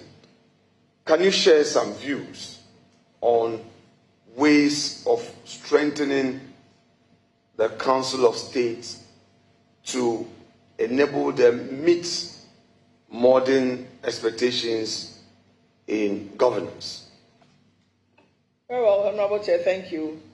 I'll say that before this moment, this question had never come to me. If I am to give you a view, I'd have to sit down, critically look at the articles on the Council of State before I can come out. But I gave an example that in the advisory role, they may have to share certain things with the public, and not everything. That is one thing that could strengthen good governance. Thank you. My lady, some have held this view that Article 89 appointment in parts perhaps amount to elite capture. Reason ascribed to this include the fact that it allows the president to appoint majority of its members, and the president may exercise their discretion by perhaps yielding to some elite in society who would want to be there. Do you consider this concentration of appointment of power a threat to Council of State independence? If so, how should it be constitutionally addressed? Of course, I'm mindful of the fact that there are regional reps. Each region brings a representation, and the mode of election comes from the various assembly members. Each assembly nominates or select 2 persons to constitute the college to do this election.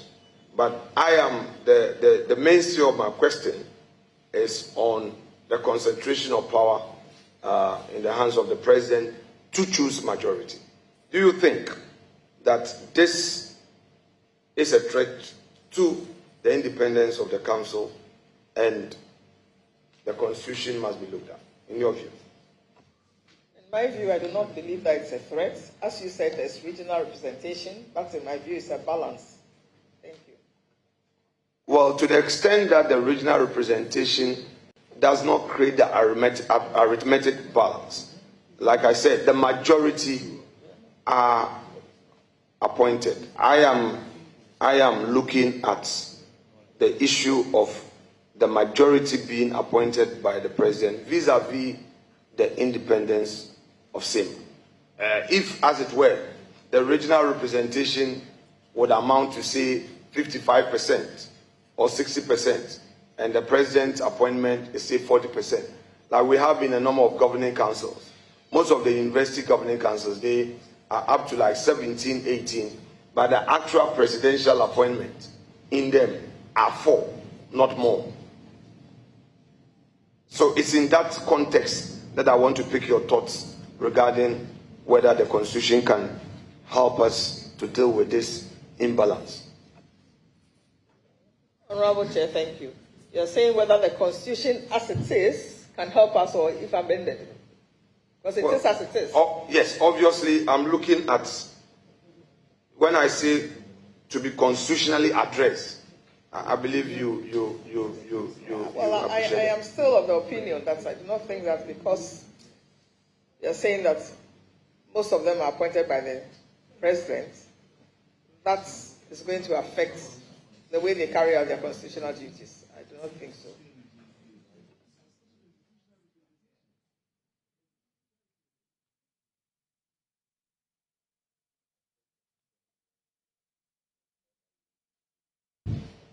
My lady, given that the Council of State's advice is not binding and that Parliament already performs scrutiny functions, what would you say would be your views for the justification of the constitutional purpose of the Council of State? Thank you, Mr. Chairman. Not too long ago, you asked whether there was a need to create an upper chamber or second one to help carry out the work of. That will not just be advisory, but enhance lawmaking. So I am saying. Honorable member, with all due respect, let me repeat. If a question is posed to the nominee and the nominee is in the process of answering the question, respectfully, let's allow the nominee to finish answering the question. Then you have the opportunity to ask another question. Thank you, Mr. Chairman. I remember your question is, their advice is not binding. Is that it? However, I'm still asking the question. You're saying that the advice from Council of State is not binding. However, Parliament, in the performance of its mandate of scrutiny, is able to undertake reviews and make laws. In that context, I'm trying to pick your thoughts as to whether or not there is still any constitutional relevance of the Council of State. However, you were trying to relate it to my earlier position on the need to create an upper chamber. And I was trying to draw your attention to the fact that the context I placed the upper chamber was to help enhance the process of lawmaking. They will not be there merely for advisory purpose. So I was trying to get that context captured properly so that it aids you in your answer. Very well. Earlier on, I think I mentioned the Council of State should be strengthened to perform its duties. So I'm of the view that if now the advice is not binding, it is one of the things that could be looked at. Thank you.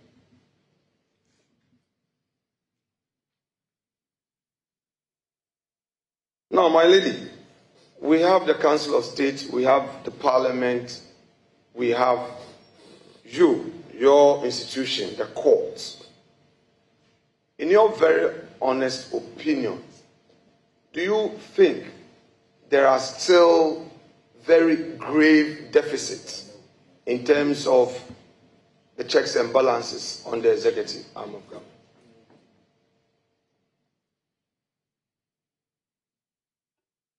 I hope I understood the question when you say whether there are still very great deficits. Exactly what would that mean?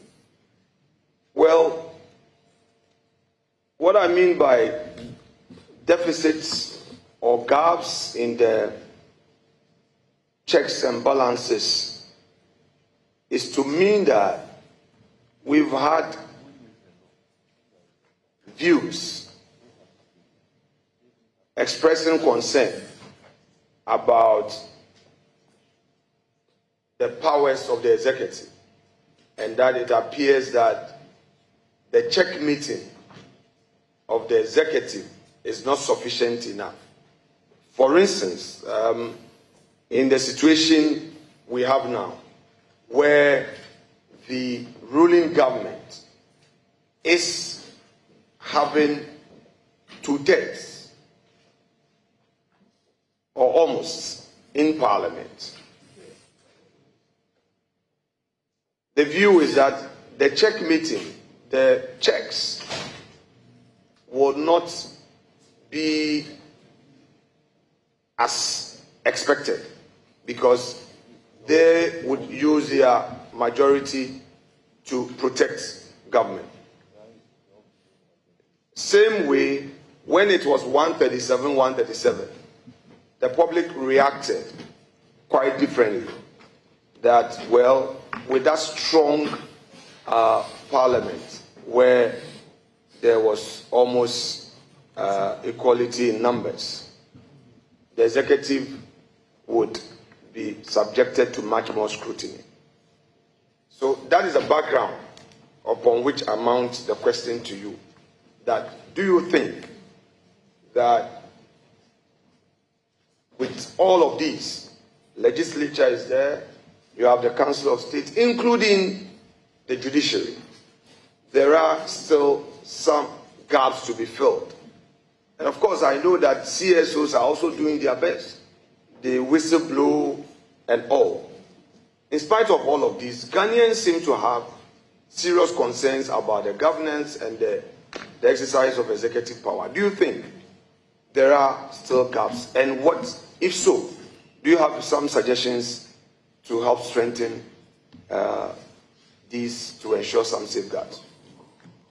In my humble view, Mr. Chair, I do not think that the grave gaps, or as mentioned by the honourable member, are any G for many. As I can see, he himself is working very hard, and the judiciary is also there, and the checks and balances within the constraints or the ambit of the Constitution are working. Thank you.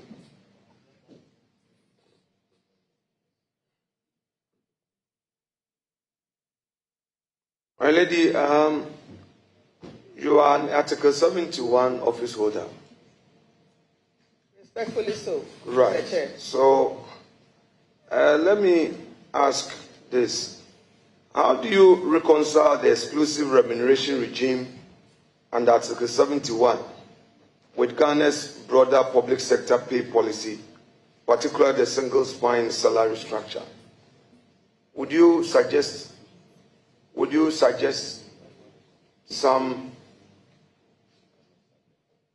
amendment? Do you think that there must be some amendment to Article 71 in view of our public sector pay policy, which moves in a certain direction? Very well. Thank you, Mr. Chairman. I would not suggest that there should be an amendment, but looking at the other side of the coin, where there's always a cry for better conditions, government should pay the other side better. Thank you.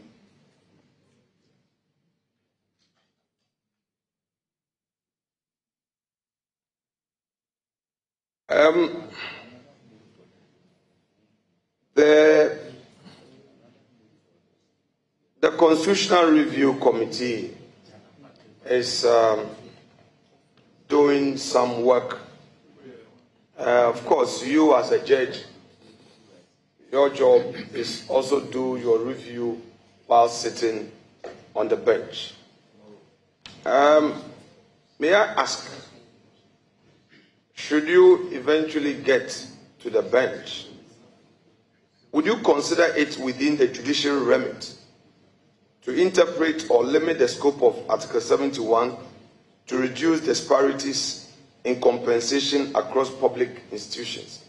And I say so based on your earlier answer, that you believe that the others who are not covered by Article 71 should be well considered by government in terms of their remuneration. That they should be paid well. Those were your words. Kindly, Mr. Chair, so what is the current question? The current question is that, would you consider it within the judiciary's remit to interpret or limit the scope of Article 71 to reduce disparities in compensation across public institutions? Thank you, Mr. Chairman.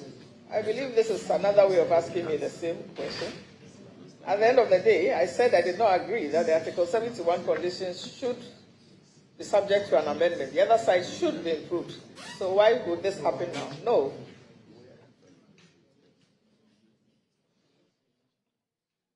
My lady, there are public concerns that Article 71 fosters self-serving pay increment by political elites, including other beneficiaries under 71. The judiciary cannot be taken out because you are expressly stated there. What constitutional or legal checks do you think should be imposed to prevent abuse and restore public trust? The concern has been that the committee, Mr. Bedzede, you are not talking on record. Can you be quiet and listen? Please. And if you disagree, you are supposed to address the chair. You are supposed to address the chair. You are supposed to address the chair. So please go ahead and address the chair. Me, what I've heard is when you said abuse of Article 70, this thing rhetorically, the head is it being abused? So this will not detract your attention from proceeding to answer the question that you have to. Yes. Your member will not even know what is happening. So just focus on your question.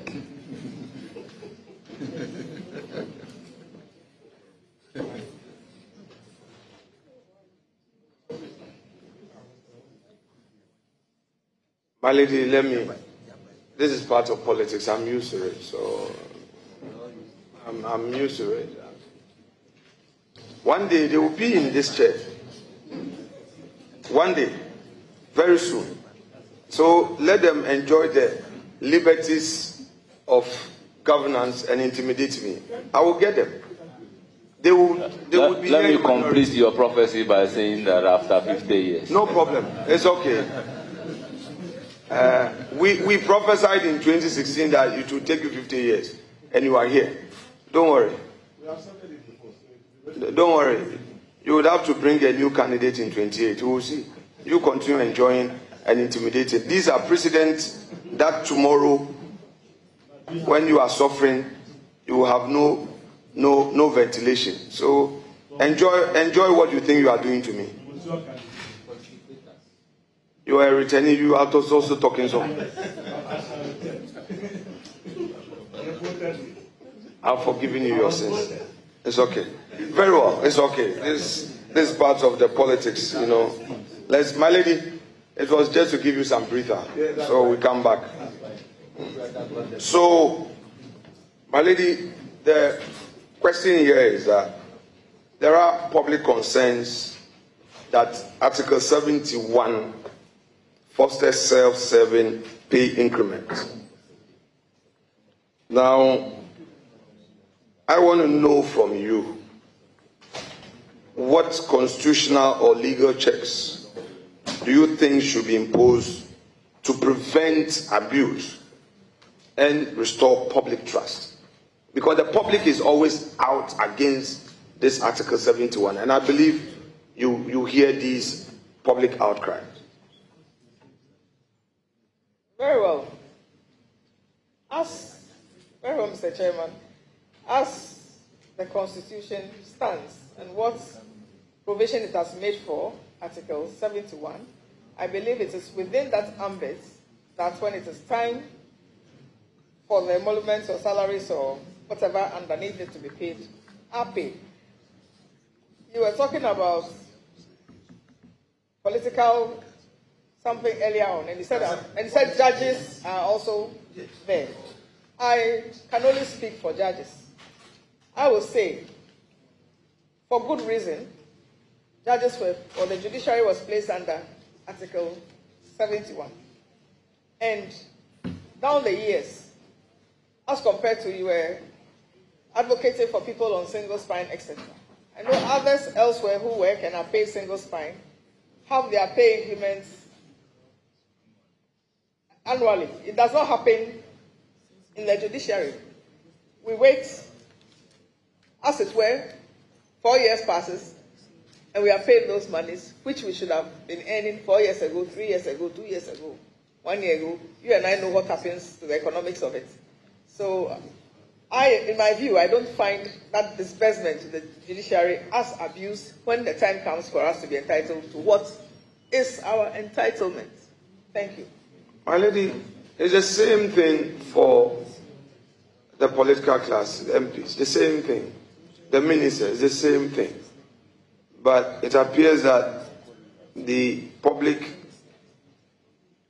doesn't see it in that light. It's a reason why I would follow up by asking whether you will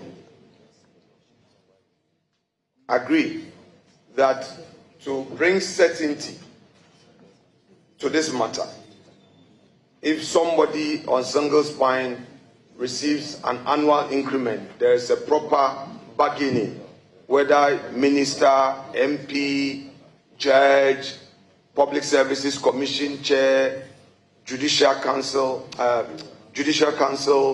Council of State, there must be a system that allows you to negotiate your wages, remuneration commission that determines year on year, so that you know that each year this is how it's going to be. Now, this thing is constitutionally guided, so you cannot touch it. In the spirit of ensuring certainty, would you suggest a judicial touch on this provision? In other words, amending Article 71, or that the Constitutional Review Committee should look at addressing this issue in Article 71. Very well, thank you, Mr. Chairman. If the need arises that the Constitutional Review Committee has to look at it, I do not have a problem with that. If it has to come to the point where people will have to bargain, like you said, for their salaries or entitlements, for lack of a better word, like it's done, maybe it's single spine annually, like you're saying. I mean, in reality, who likes taking their salary 4 years back and it doesn't have economic value? Those are all issues that could be looked at. And if there's a real need, then something could be done about it. But like you yourself said, it is part of the Constitution for now.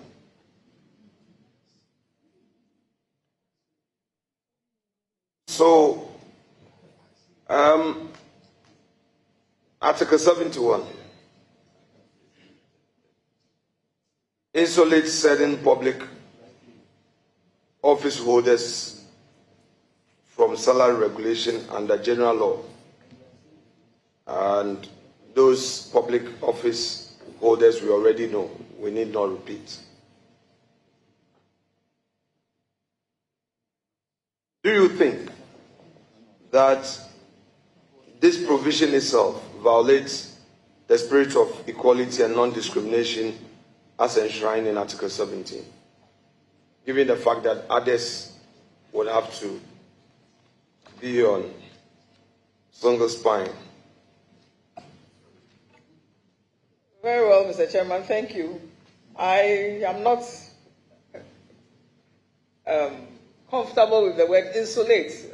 I do not think Article 71 was put into the Constitution to make anybody better off than anybody. The Constitution was promulgated by the people for the people to work for them at a certain point in time. And they thought it so.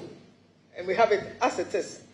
So if you say that it is discriminatory, I would not totally agree. Because for good reason, Article 71 was put in the 1992 Constitution. Thank you. Lord, I'm now taking you through my last set of questions, and then we are done for the day. And please bear with me.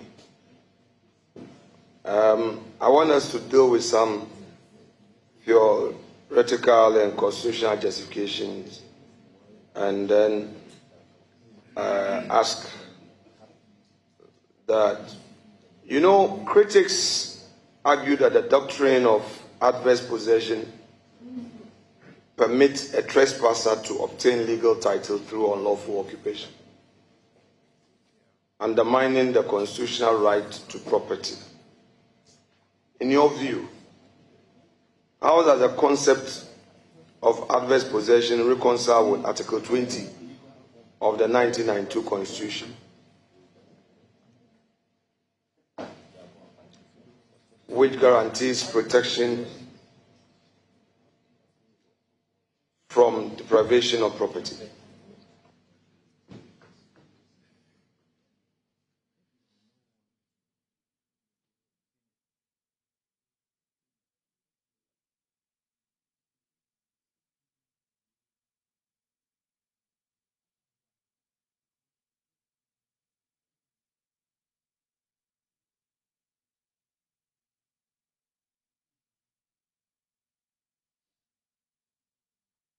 Well, Mr. Chair, on adverse possession,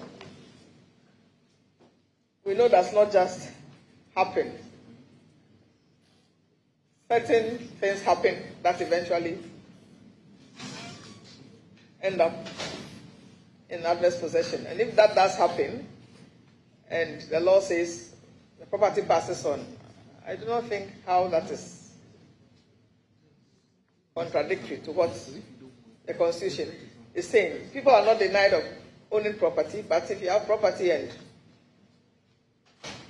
you sit by idle, at the end of the day, you may lose it. Thank you. So, my lady, it is your view that it does not run counter with Article 20 of the 1992 Constitution, which guarantees protection from deprivation of property? That's my view. Very well. That's okay. Now, I want to know, what's your considered view regarding the continual relevance of the doctrine of adverse possession in Ghana today, especially given the growing incidence of land disputes poor record keeping, and customary land tenure complexities. My name is Mr. Chairman. Did you say what is the continuous worth of adverse possession? Relevance. Considering the fact that there are disputes on Yes, land. I mean, considering the fact that we've had growing incidents of land disputes, poor record keeping, and customary law land tenure complexities. Well. Thank you, Mr. Chairman. Adverse possession will always be adverse possession, and land disputes will always arise. At the end of the day, when parties find themselves in court, it's up to whoever to prove whether there's adverse possession or they are the owners of the land. Thank you. My lady, can you readily share with us any case law which application of same has shaped the law on adverse possession? Do you readily? No. Very well. That's okay.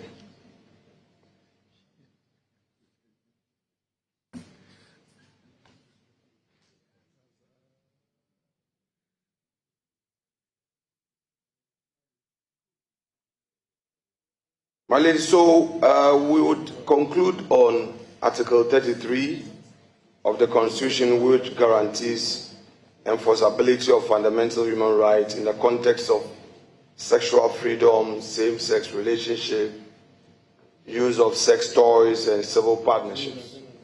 I want to pick your thoughts on this. And I have put them together to explore your views on limits and evolution of constitutional rights, particularly in the light of Ghana's dual citizen era, international human rights standards, and the growing debate around sexual autonomy, morality, and legal progressiveness. Now, on constitutionality of sexual freedom, Article 33 allows court to enforce fundamental rights even if they are not expressly stated in the Constitution. In your view, can the right to sexual autonomy or sexual orientation be interpreted as an implied constitutional right under this provision? Respectfully, let this cap pass away from me. I believe that the Supreme Court has made some pronouncements on, if I will put it this way, people with different sexual orientations. So I would not want to comment further. My lady, just to bring clarity, my lady, is it your case that there's a Supreme Court decision on this very matter? If I understood you correct, because the rest of the questions will emanate from this area. So if you say... You talked about sexual... The question mentioned something about sexual orientation. Let me put it again. Let me restate it. Is that okay? Very well. Let me hear you again. If I can answer it, I will. Very well. What I'm saying is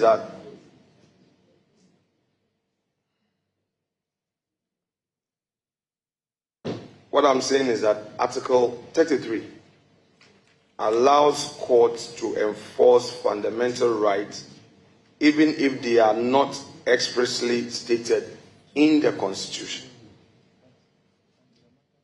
In your view, can the right to sexual autonomy or sexual orientation be interpreted as an implied constitutional right under this provision?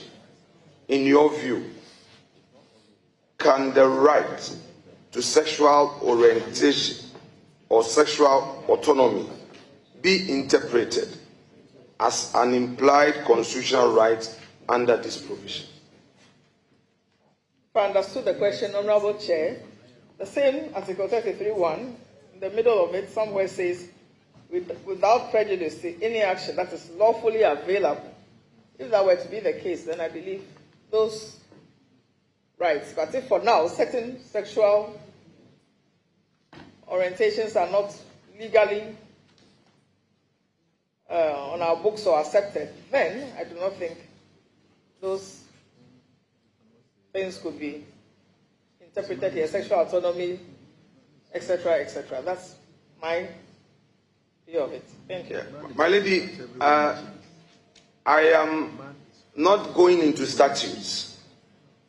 I am veering into the Constitution and saying that unless we have a disagreement of the position I've taken to the effect that Article 33 allows the court to enforce fundamental rights that are not expressly stated in the Constitution. First of all, do you agree with me on this position of the Constitution, that those that are not even expressly provided for, the courts are to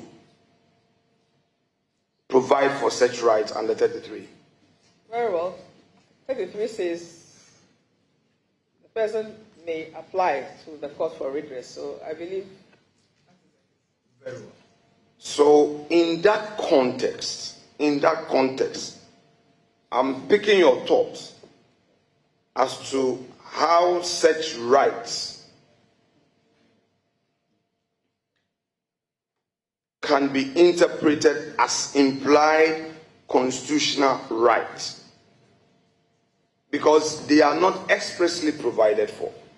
And you have agreed to the suggestion that, yes, the Constitution allows a human rights court in making a pronouncement in your own words that when you make the application for certain reliefs and it considers these as within your rights, it may grant that. I want to ask, under the same implied principle, can this be considered? Thank you, Mr. Chairman.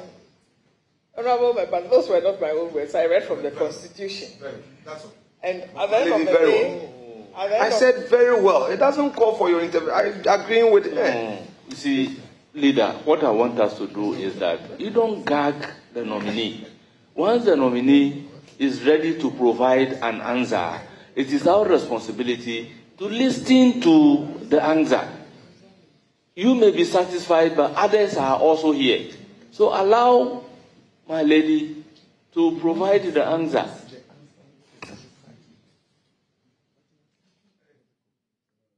So, my lady, you have the floor. Thank you, Honorable Chair. Yes, Mr. Chairman, the provision made reference to allows an applicant to come to court for rights which are not expressly stated there. Beyond that, what I'll say is that they may come to court. When that time comes, we'll cross that bridge. Thank you.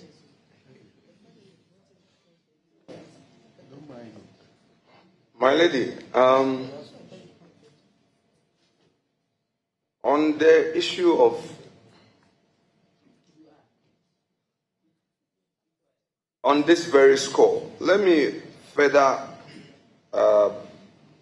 ask you, how, in your view, should the court respond to arguments that criminalize same-sex relationships and say that same is inconsistent with constitutional guarantees of equality, dignity, and non-discrimination? Honorable Chair, at this watershed point, I have no opinion or comment on that. Thank you. Now, my lady, we are in an era of global citizenship and legal duality.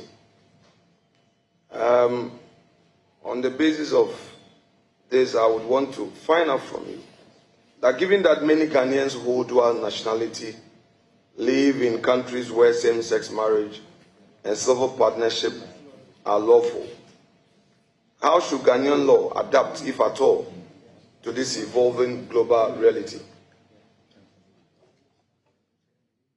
Honorable Chair, as I've stated not too long ago, as I sit in this chair, I have no comment. Thank you.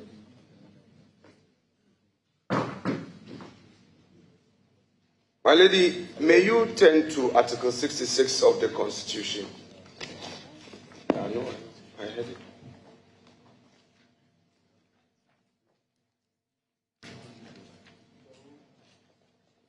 Well, leader, let me just remind you that a question has been asked on Article 66. I am aware. Yeah, lady, just remind you. I followed the entire proceedings from the office. So I am aware that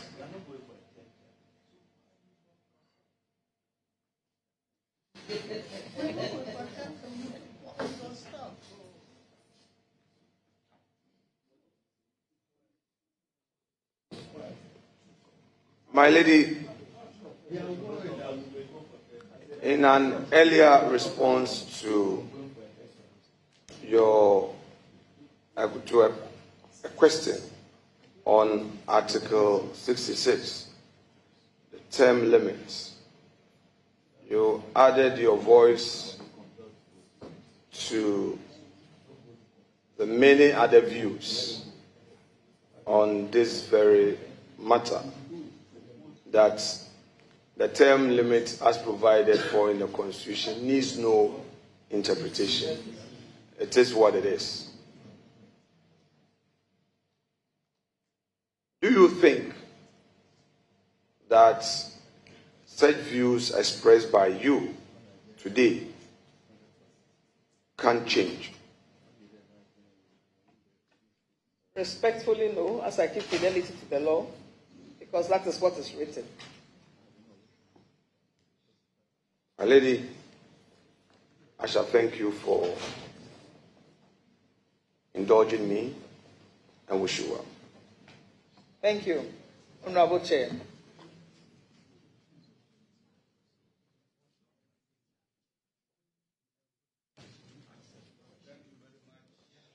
Thank you very much, honorable members and our revered guests, including the nominee. Well, I would give the floor to Honorable Roxanne Nelson Dafama, but limited to what he wants to say. No. So please, do. He's a member, he didn't ask a question for the whole day. So please. Chairman, we are done. I've also seen Mr. Dekanyadi here. So if we all want to acknowledge people, I've also seen Mr. Dekanyadi. I know what he wants to do. Oh. I've also seen. Yeah, that's our big sister. You and I. I know, but so Uncle Dick is also here. Yeah, yes. I know you to be very accommodating. Yes. My lady, you are welcome and congratulations. We are very proud of you. The entire Peki and Southern, we are proud of you. Thank you. That's all. We wish you well. Thank you.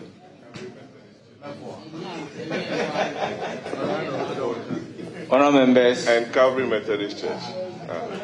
We've come to an end of the vetting of the nominee. Indulge